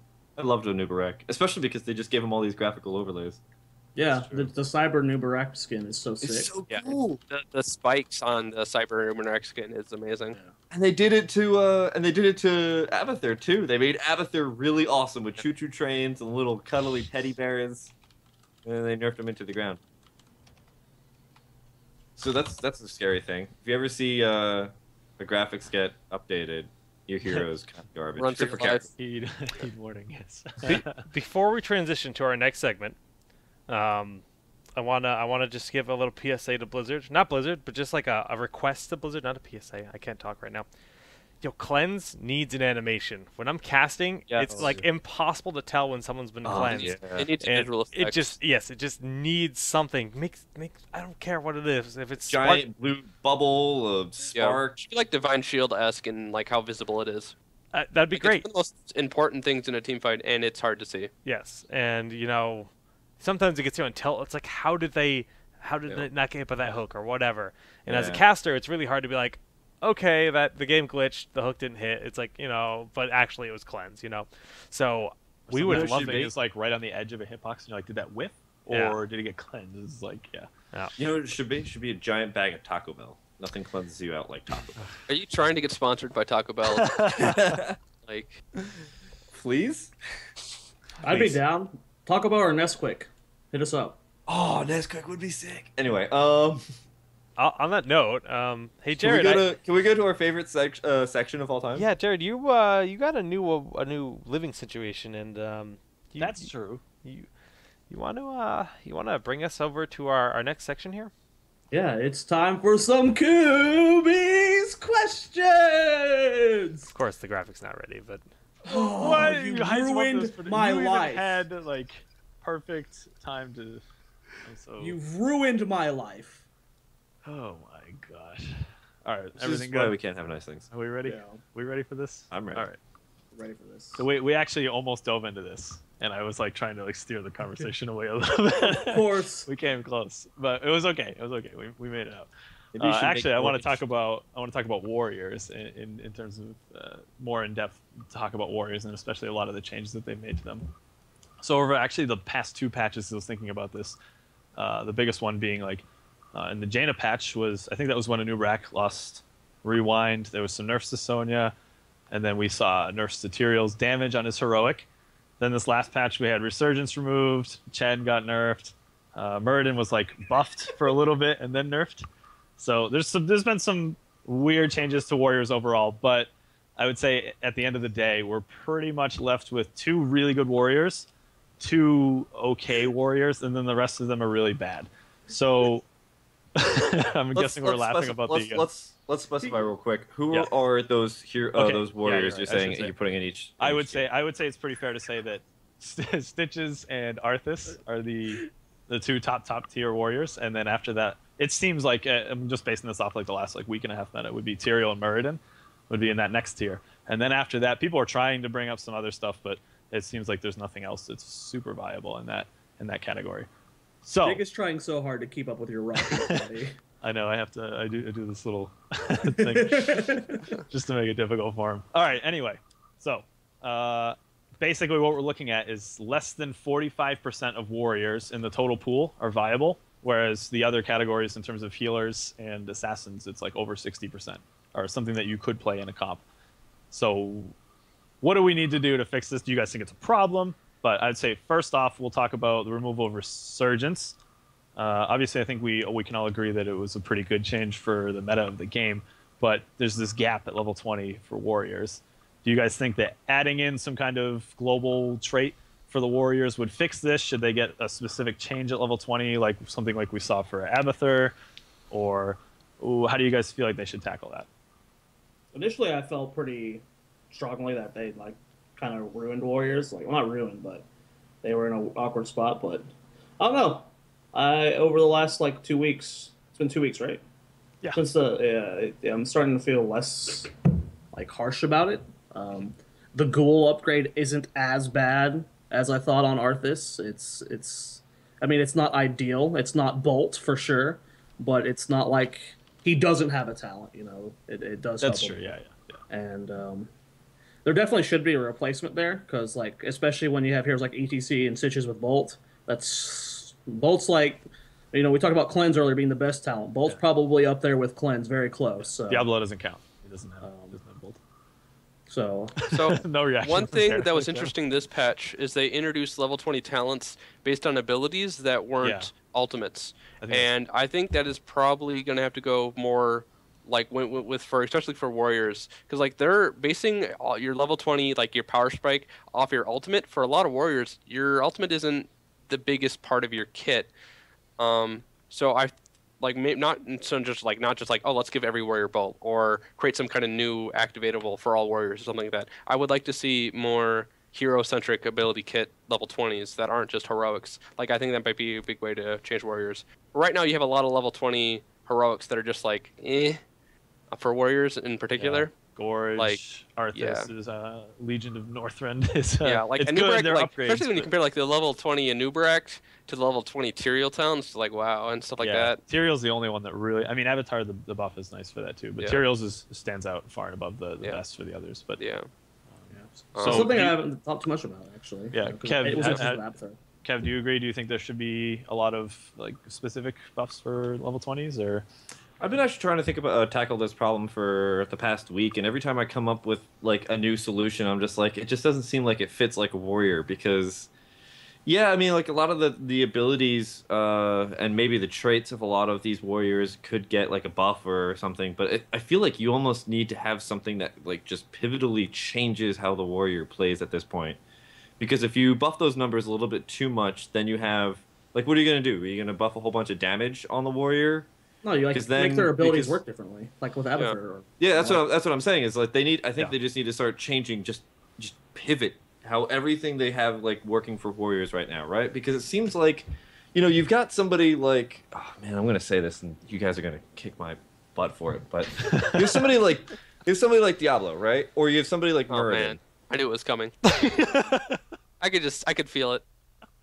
I said or Muradin, right? You have these two heroes that have nothing but CC. Muradin is at least now viable because he's really mobile. But, I mean, for the most part, do you want a warrior that's going to be a ton of CC and be able to block the enemy team from getting there and doing the damage? Or do you want somebody who can do damage? So that's why Arthas is a really good pick as well. So is Tyrael, because they can do really good damage. Tyrael's also got his form of CC, which is Cast Aside. Yeah. But Arthas, I mean, he's got pretty solid CC. He doesn't really have any stuns. But for the most part, Arthas is a really good damage dealer. He can get into the back line. He can kill assassins by himself if he's left alone for long enough or something like that. So should it be a damage-based metric, or should it be a crowd control-based metric, or is this just something that we're just completely missing?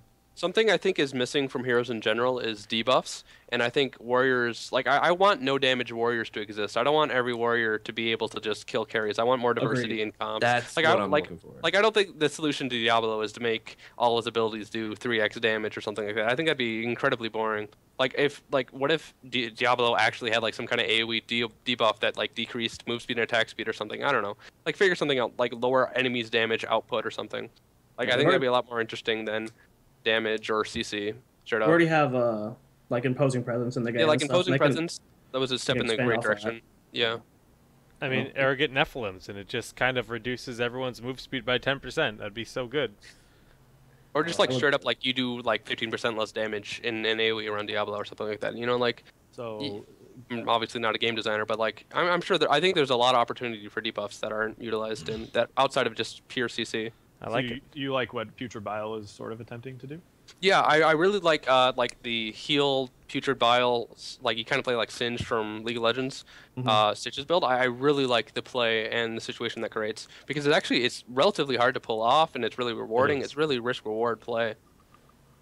Yeah, there's a lot of cool things you can do, and I don't know, like that's. I'm glad you brought up the Abathur stuff, Roger, because there's so many different things you can do with abilities. Like, what if like 20, you could get an Arthas talent that lets you Death Coil heal allies, or there's just so much creativity that Blizzard could do with the game, where with like just certain abilities that could potentially just fix certain issues and stuff. I hadn't really thought too much about specific ability changes or just debuffs in general. Both would be really nice features. Yeah, I like the versatility of Warriors because Arthas is good because of his damage, but there will eventually be enough heroes in the game where comps where you just want a pure CC tanky beast like a Diablo or Muradin that doesn't dump out the damage, where he'll fit into that comp perfectly. And I like the flexibility in the role. But there definitely needs to be something that needs to change. It might just be because like the hero pool's small, or I don't know, but they definitely need to change at 20. Because some of them have a huge advantage at 20 right now compared to others. Yeah.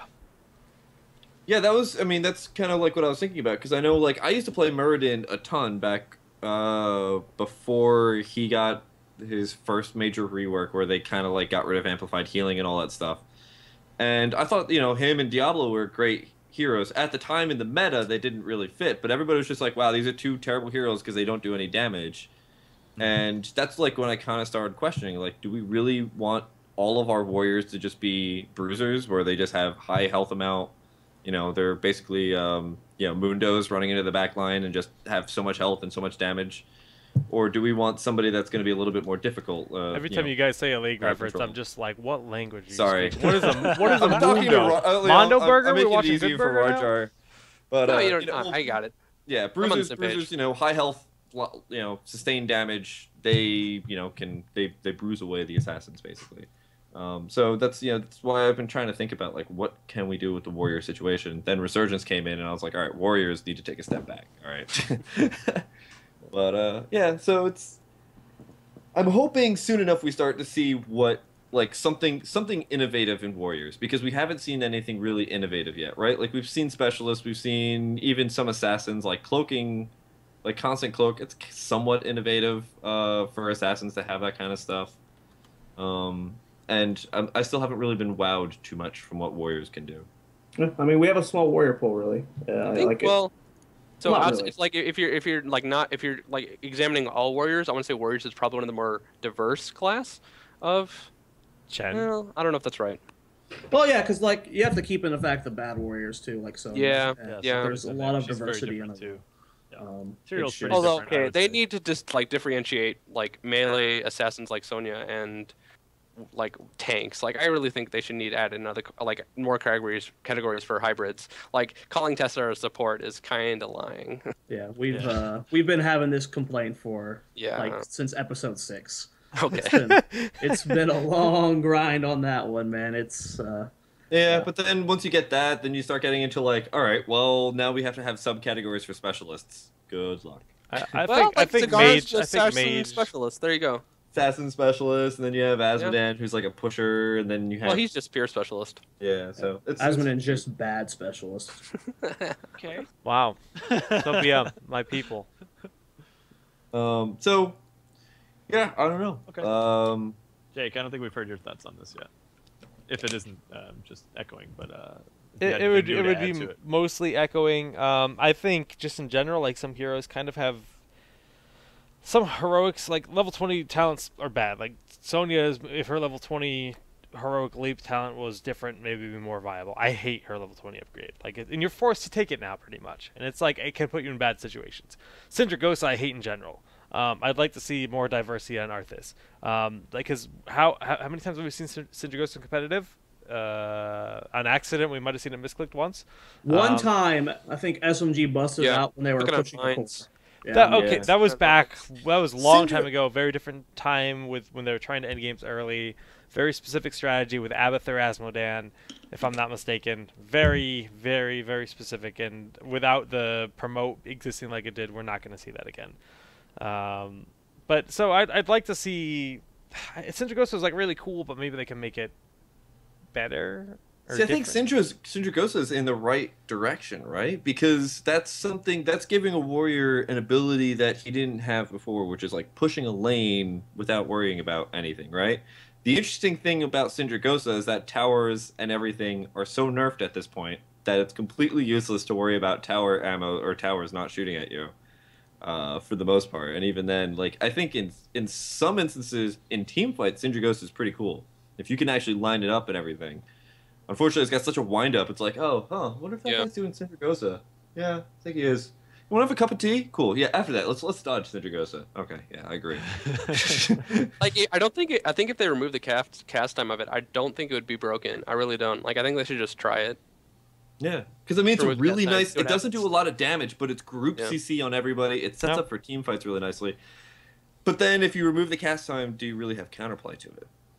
I mean, you don't have to, but I really have counterplay to it. Like, you don't have counterplay to everything. Yeah, and like, I'm sure. I mean, this might not be a case, but I'm sure Blizzard has a way of like looking at every hero when it's played and seeing like the percentage of which talents are being taken and stuff. And like, you gotta know that Sindragosa is at like sub 20% taken, and like heroics that are that like few take, like just like throw a buff at it, like. You know, make it come out faster. Like, just do something to it. Like, just start tweaking it. They haven't changed Sindragosa like ever. They might have changed it like once in like one of the early patches. I don't think they did. I really don't think they did. Yeah. Like, you used to be able to cast it backwards. Oh, dude, you're quoting one of my videos, man. That was crazy. That was old school pre-Death Coil Arthas. Oh God, that was when Arthas had Frost Strike back then. Yeah. But I mean, maybe. I don't know. Would it be cool if Sindragosa like flew over Arthas and like created like picked up Arthas and flew him into like the enemy core? I don't know. There's some cool stuff they could do, but I like the idea of Sindragosa. It's just like tanks, like you guys we're echoing the topic. At level 20, there's just a lot of bad options, and then I think even some of the secondary options are really rare. Like I think it's really just Sindragosa, though, that's probably just never taken. I mean, Corey, you've been playing around with Sonya's, whatever the hell that's called. Wrath of the Berserker. I can go on a 20-minute rant about Sonya, but in terms Wrath of the Berserker, which one is viable? I mean, she's not viable, so it's hard to argue, you know. But one day. Stage dive is got its that actually like has we see it sometimes. Yeah, we see it in competitive play. Like we've seen you can to deal with Nazebo. Like if he's in a really weird spot that no one can get to, you just stage dive over and you have a CC ready. So like that's a possibility. You used to like have some potential against Abathur. Like he just popped up. I see him across the map. Boom. He can't get away from you. Like that's a free kill. So, but that's neither. Abathur obviously is a moot point at this thing. But we saw one stage dive pick in COTS. Or maybe it was the week before. We've seen stage it was one of the 2 weeks. I forgot which one it was, but someone did grab stage dive. But I am not going to go ahead and say it's okay, but we've seen it. It's true. I'm not going out on record about this, but may or may not have happened. It happened, but I'm not going to say it's good. Okay, part two of Cooby's questions here. Oh snap! We got 2 parts. Yes. All right, so I think, and I'm gonna go on a limb based on statistics from COTS this weekend, Stitches is probably pretty close to broken based on the fact that he was like 85% banned out from every match. Whether that's because of the scarceness of warriors or just Stitches kit, that aside. And a lot of people would agree that Arthas is really good, although he wasn't picked as... There were some games where he just was completely ignored, and I thought that was a bit strange. But do you guys think that... If there was slight nerfs to both Stitches and Arthas to bring them down to the levels that the other warriors were at, is that, I guess I'm trying to say, like, is that the direction they should go, or what buffs should we see to bring the other warriors? Remove fishing probably hook. A little bit overlapping some of what we talked about before, but I'm just curious to see if you guys had any interesting thoughts. I'll start with Jared, because, you were... I don't think Arthas needs to be changed. I think he's in a solid spot. I agree with that as well. Stitches... I mean, Bolt, Gorge is kind of ridiculous at times. I think Fishing Hook, like, Hook alone is good enough. I don't think Fishing Hook should be in the game, but that's just from, like, if you get hit by a Fishing Hook, like, you're more than likely done for. And the fact, like, I mean, you just like play better and avoid the hook. But sometimes, like, blind hooks with a fishing hook, it's just like, well, like if it's post 20 minutes, that could potentially be GG because of one blind hook. I Not think, even blind hooks though. I mean, like if anybody's scouting at all, if there's a foresight with a Tassadar or a Tyrande Owl or anything, like you're just like, okay, they can see me, but I don't see where Stitches is, and then all of a sudden, out of freaking nowhere, comes a hook that nobody could have possibly unless you're constantly moving and serpentining. Serpentine Babu.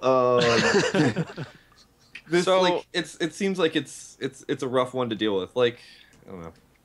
I'm probably gonna get a lot of people to disagree with me here, but I actually don't think fishing hook is too broken. I honestly think people haven't got to the point where they're playing against Stitches correctly completely. Similar with Kerrigan, that's why Kerrigan's so strong, is people just aren't playing correctly against Kerrigan. It's hard for sure, but I don't think Stitches is broken. I think he's by far the most powerful warrior at the moment. My current problem with Stitches is Bolt. I don't think he should have Bolt. Yeah.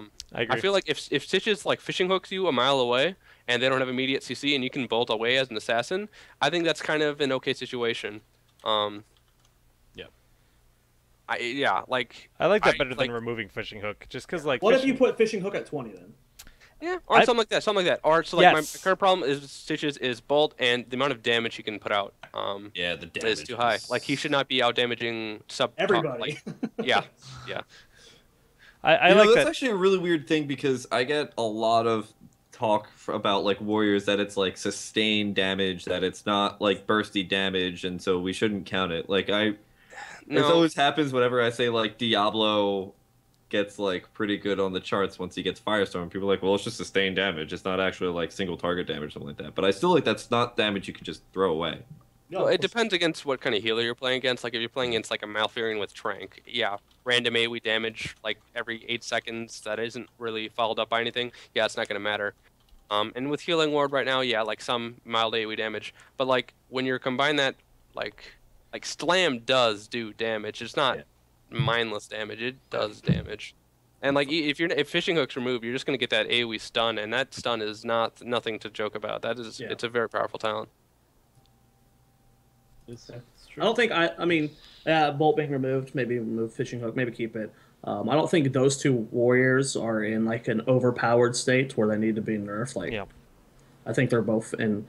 I don't know. Maybe the other ones need to be buffed. I don't know. I don't think as before 2 weeks ago we thought the warrior meta was going to be crazy, in a horrible spot. But right now I don't feel too bad about it because you do have options. Murder and ETC are both viable. They're not as good as Stitches and Arthas. I mean, maybe Tyrael's definitely up there too. I don't know. Tyrael. I'm not convinced on the ETC yet. Me too. We'll see. ETC seems so hit or miss. Sometimes those dances make the sickest plays, but it seems like a 33% chance of success rate. Not so much that it just has to be against the right comp. There's too many single hero counters to ETC. That it's if you attempt to pick. Well, you don't have to rely on Mosh Pit just because its core kit is so solid. Yep. You got a stun and a displacement. Who cares about Mosh Pit? If you land the Mosh Pit or not, cool. It forces a CC on you anyways. So I would agree with you. Thing. Then I would expect to see more stage dive or something, because that's doing at least some AoE damage and slow. So if it's a situation where it's okay, we're definitely never going to land a dance, why don't you just take the one that you can get guaranteed? Well, here's the deal. Mosh Pit, even if you never get it off, it's still threatening. Yeah, that's true. It's threatening. And if you do get it off, they have to waste a CC on you. Yeah, and if they're spending CC on you and you're a tank, that's good. Mm-hmm. Sure, you're trading ult for stun, but good points. I mean, AoE slow and damage is. If you're against a Brightwing, you want to be polymorphing to the kill target with a criterize. And if you're having to use that on ETC, you don't want to be killing ETC. He's tanky, and depending on the healer, he's going to be hard to take down. So any force CC on that is a good thing. And even then, it literally can single-handedly win a game. If you get the perfect mosh pit off, even if you don't get all 5 members, if you can get 3 members and they can't CC you out of it or something like that, you could potentially just win the game right there, at a later stage of the game. I will say it was a lot of fun seeing teams where they had 3 viable ways to CC the dance and how they would space themselves, making sure that they were never anywhere near each other, and it's a lot of fun to watch that dance. Oh yeah, pardon the pun, but oh man. All right, Kev. Not intentional. Kev, get out of here. You're ruining my favorite segment on the show, Corey. All right, Way to go. That's it. I'm done. You know what, Corey? Mhm. You're a rock star. Okay, Done. well, disengaging Cooby's questions, and at this point, I want to throw RawrJar a question. RawrJar, if there's one thing you could change about Heroes of the Storm, what would it be? I'd have structures take about 30% less damage from abilities. Boom. That was so quick. He was just like, I know This this. is one he's been wanting to talk about Yeah. for a while, man. No, and melting point removed, just straight up. That's interesting. Okay. Can you elaborate more on that? Like just the way towers have changed. Like I don't think laning, like strong lane matchups should just win you the game outright in terms of experience advantage. And the amount, like simple, like let's say multi-shot Vala, like she can just push so insanely hard, and the amount of tower damage she gets essentially for free. And other characters like Tastar, solely from long range abilities. Like I want long range abilities to exist in the game, but I don't think you should be able to get towers for it. Like sure, push up the minions and whatnot, but the amount of tower damage that's free is a bit too high in my opinion. And I think that's relatively. It's not like it's a big change, but I don't think it only affects that. Like it doesn't have overreaching consequences into like team fights. You know, it's only affecting that one aspect. That might be like a viable way to make, they've always made a push for pushing specialists to be a thing, or maybe make it like a add-on to demolitionist where, you do normal damage to towers or something. There's Blizzard's have always been making a push to make pushing heroes a thing, and if you did a flat nerf to everybody and then added special things to like Zagara or something, that might be something they've been wanting to do. Actually make Demolitionist worth it other than just first pick Zagara. I don't even get in a demo weird Zagara place anymore. Yeah. I don't get it. I get the regen typically. Regen on the creep. Typically, yeah. Sometimes the roach upgrade, depending on the comp. But So are we saying that Demolitionist is a tumor in the game? oh my god. If you do one more pun, we're not giving away more beta keys. Oh my god, You're chat. ruining the viewers' time. I have to Okay, put him on Kev. hold. No more keys? I was more about to send one keys. out, I but better lock my mouth. Rip Okay. keys. You guys can all Congrats, hate him viewers. too because we're putting the keys on Congrats, hold here. viewers. No, there will be more keys. We're not going to make How? you suffer Every for time. his ignorance. Oh god. Well, we gave you that one thing. You answered so quickly. I didn't expect it to be such I a have quick a right response. question. Okay. Okay. Happy Anarchy 1123. Are you concerned that the casual player overreactions could result in over-nerfing of a lot of fun heroes? I'm mainly talking about things like Nova being nerfed into the ground, Siege Mode Hammer being nerfed into the ground to the point where Siege talents are pointless, and what looks like a Danger of Thrall being nerfed next under the nerf bat with the very vocal outcry on the forums. So I don't know if it's necessarily. I think it's more of the old like philosophy of like your fun versus their fun for things like Nova. Like I think for like obviously like yeah, there's a lot of outcry about Nova, but I felt like a lot of the reason there was so much outcry was not so much because how strong she was, but it's how fun it was to lose, or how not fun it was to lose to Yeah. Nova. Like if you lost to Nova and you didn't understand the game that well and you couldn't see stealth yet, it was a nightmare. Like I had some friends trying to get in the game. They're like, Nova just wrecked me 3 games in a row. I don't want to play this game. And I kind of understood that. Like you're trying to learn a game and you're getting wrecked by a character you can't see and you don't understand. And it doesn't feel like it has any counterplay to it because you're not an organized team. Like I'm not too upset about the Nova nerfs, to be honest. Overall, I don't know. I might be naive in this, but I kind of trust Blizzard, so we'll see. Based off their SE2 track record, don't trust them. But they've been doing, they've been doing a good job with heroes. Oh Okay. my god. That was But said. they've been doing a Man. good job with heroes. I have not been too up. Like I mean, I rant a lot, but overall, the heroes patch changes have been good. So Statements Jared have made are not reflective of the town hall as a whole. He's got it right. I mean, am I wrong, StarCraft? Notice the squawky voice Kevin made under his breath. That wasn't actually Kevin. That was someone else in his room. Oh, okay, good. That was someone in Skeletor's lair. I mean, look at Swarm hosts, but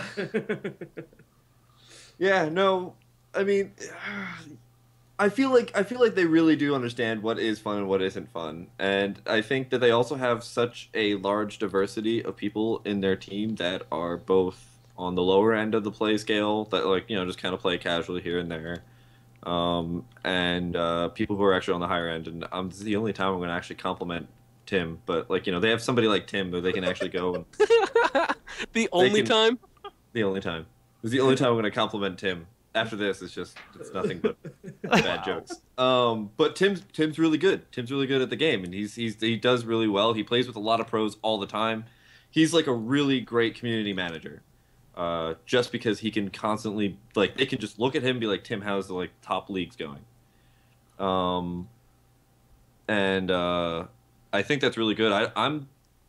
I don't know how to say this politely, but I don't think they had that so much for StarCraft. And in StarCraft, they've since ramped up the StarCraft CM team, from what I understand. Yeah.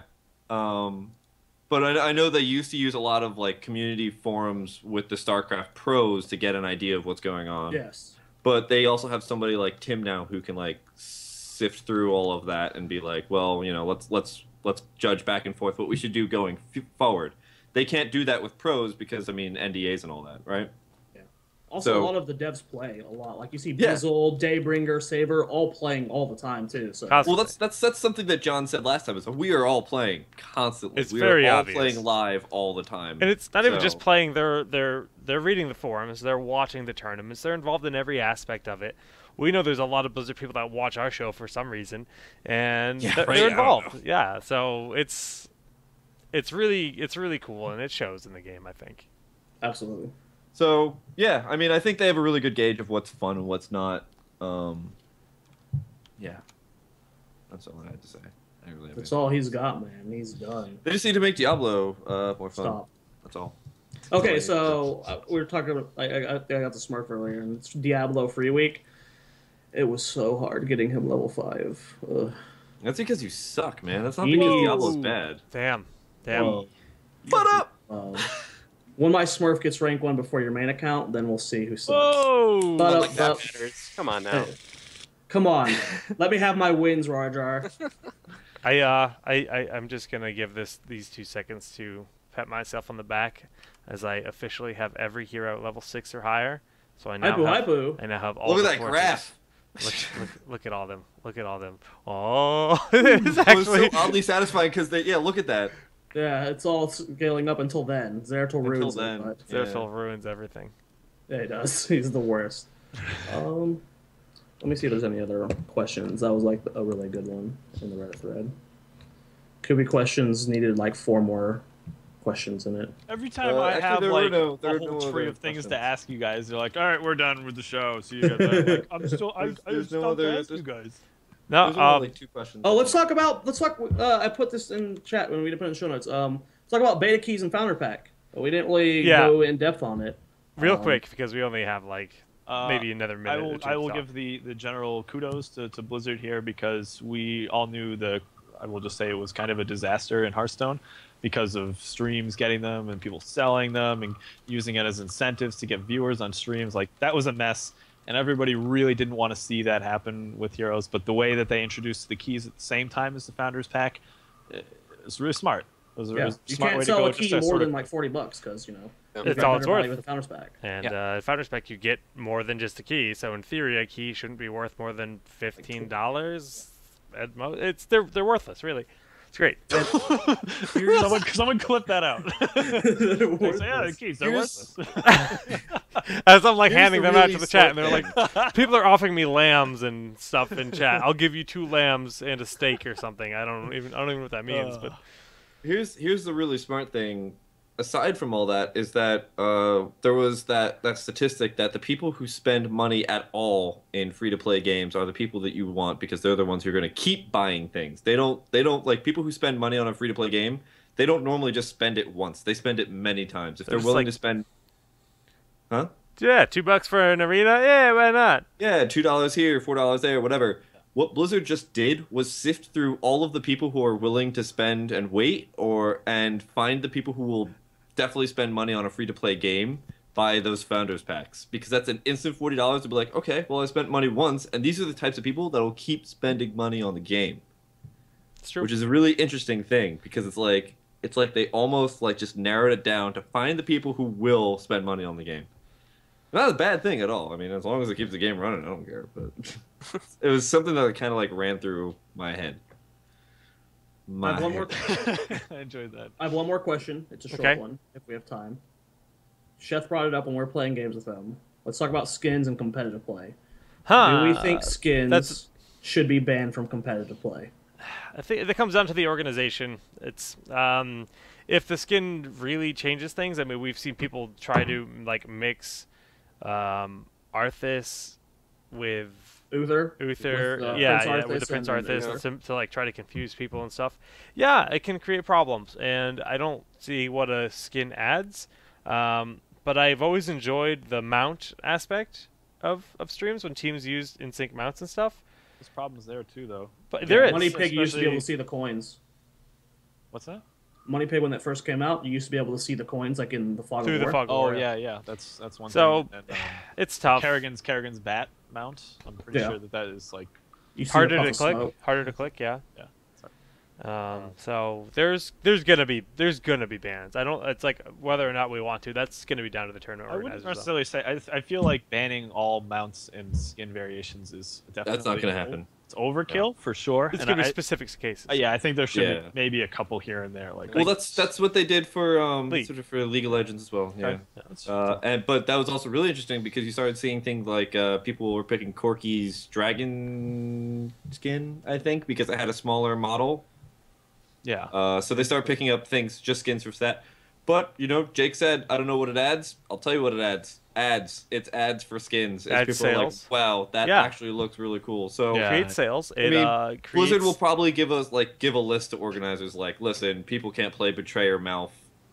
People can't play a couple of other ones. Wow, like, that just look C9 like them. RawrJar guy looked cool in that Samurai Zeratul skin. I want to go buy it now. Why does everyone go scuba the diving problem while is they're it's the High Templar Zeratul and the Tassadar on the same team. That's Oh, really man. hard to tell. It's Yeah. the worst. Especially because nobody plays Templar Yeah. Zeratul, so you're like, wait, what the hell is that? Yeah. So, yeah. Okay. Well, we'll see. But we do, in fact, have to do shoutouts and then give away a few more keys. So let's just start in the bottom right corner with Kubis. Hey, how's it going? Shoutouts. You guys can find me on Twitter at the Cooby, and I will be very busy this coming weekend. I believe I'm casting Friday and Saturday. That's for the ESL monthly and for the Kings of the Storm monthly. So you guys absolutely should be checking out Competitive Heroes this weekend. If not any other weekend, it's because this is going to be about as awesome as it gets in terms of high stakes matches coming up. So that said, I'm going to spend the next 4 days shoveling my house out of the ridiculous blizzard that we've found ourselves in. And that's about it for me. Zoloff, the new homed barbarian. The new home barbarian.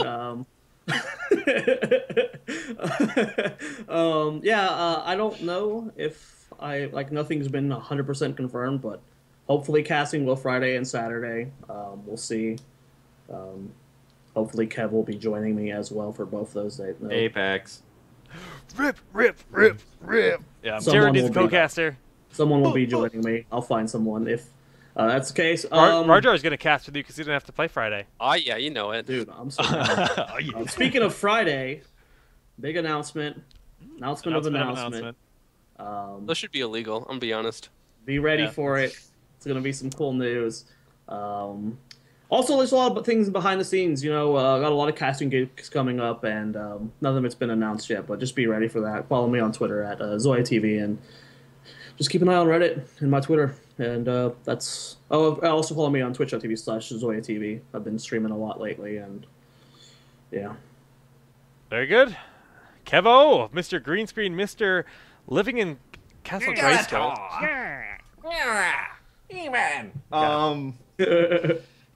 Anyway, shout outs to my brother. This is gonna be a little, shout outs to my brother and his wife. They have just been graced by a new child. So, Oh, congrats. Kev became Uncle Kev.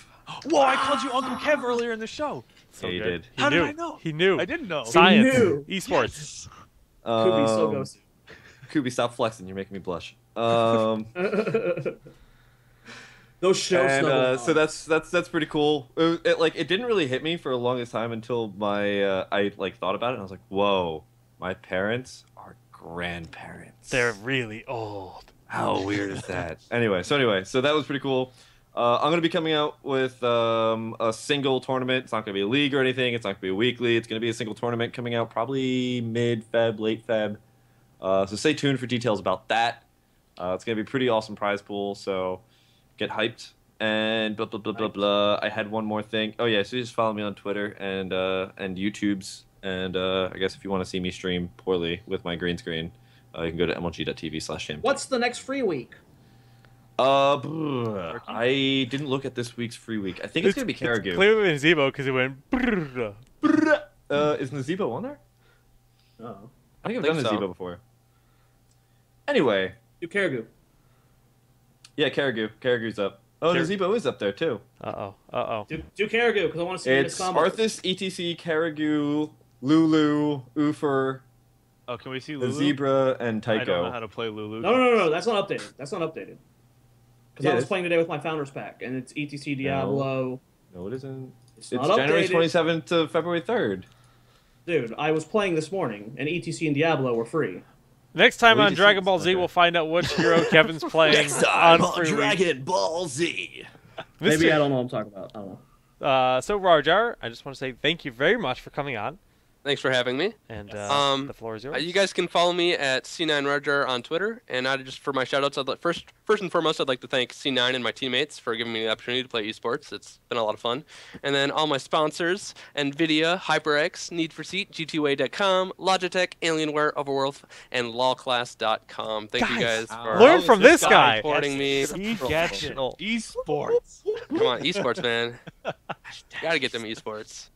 I'm actually in my Need for Seat chair right now. It's so comfortable. Can you It's mail me pretty one? great. It's pretty great. I want one. It's amazing. Yeah, they were I'm really jealous. comfy. Yeah. They get really smelly, though. Maybe you sweat a lot, man. I don't know. I sweat a ton. All right, I don't Correct. like where this is going at all. Oh, and shout out to Crashy, who made my overlay on Twitch. Crashy, you're the best. Crashy. What a guy. What a guy. Or gal. So make sure you guys follow RawrJar. You guys will be seeing him playing this weekend at Kings of the Storm monthly. Kings of the Storm 5. Kings of the Storm. Cloud9 Vortex, Look the forward. better half of Cloud9 Gaming here in Heroes of the Storm. Hey, wait a minute. You gave me so much I know I did. I know I did. ish for So I saying did that it. last That's time, why I and did I it. was like, wait, it was my phrasing. And you're like, nope, I'm going to throw you under the bus. That's why I did it. All right, guys. So Wait, few wait. things- Shout out to Allison for being badass and helping us out all the damn time. Like, Yeah. just literally all the time. Like, with helping run the tournaments and doing the beta key stuff. Yep. She's pretty go-to. So Hold on. I just got a text on my HTC phone, so I saw Yeah. that video. That was so funny.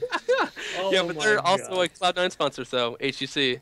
they're You guys are new the one. best. They just got announced. Yeah, huh? man. They just got announced. Are we on our Hill corporate again? Okay. First things first. Keys will be given out right after the stream goes down. So we're gonna have a few more keys going out right after the stream goes down. So stick around for that. Town Hall is moving to Wednesday nights for the live show. Wednesday at 9 p.m. Eastern is going to be our new time slot starting next week, effective immediately, because Cooby and I are going to be casting on Tuesday nights instead. We're going to be casting every Tuesday and Thursday. And I don't know if we're officially allowed to announce what it is, but you could probably figure it out. There's another tournament which will be announced within the next week, which Jared and I will be casting. It's 5 Fridays and then a Saturday. That's going to be North America 16-team invitational, and the full announcement for that will be happening. So there's a lot of stuff coming up. Kev mentioned a tournament. Jared mentioned new stuff. We just mentioned 2 other new things happening. Heroes is growing with beta queues. The audience is growing. We've seen Twitch Heroes on the front page of Twitch multiple times this week, which is crazy. Heroes take over StarCraft 2. Will Yes. it soon? Yeah. It did. No, it did. It took over StarCraft 2 one day. That's insane. That's insane. But yeah, once again, big shout out to RawrJar and to everybody here for tuning in, and to my beautiful co-host, of course. We're gonna go shovel the driveway because that's gonna suck. And again, guys, hang out in the chat. We'll be giving out keys in just a moment here. But that does it here for Town Hall number 48. We'll see you next week.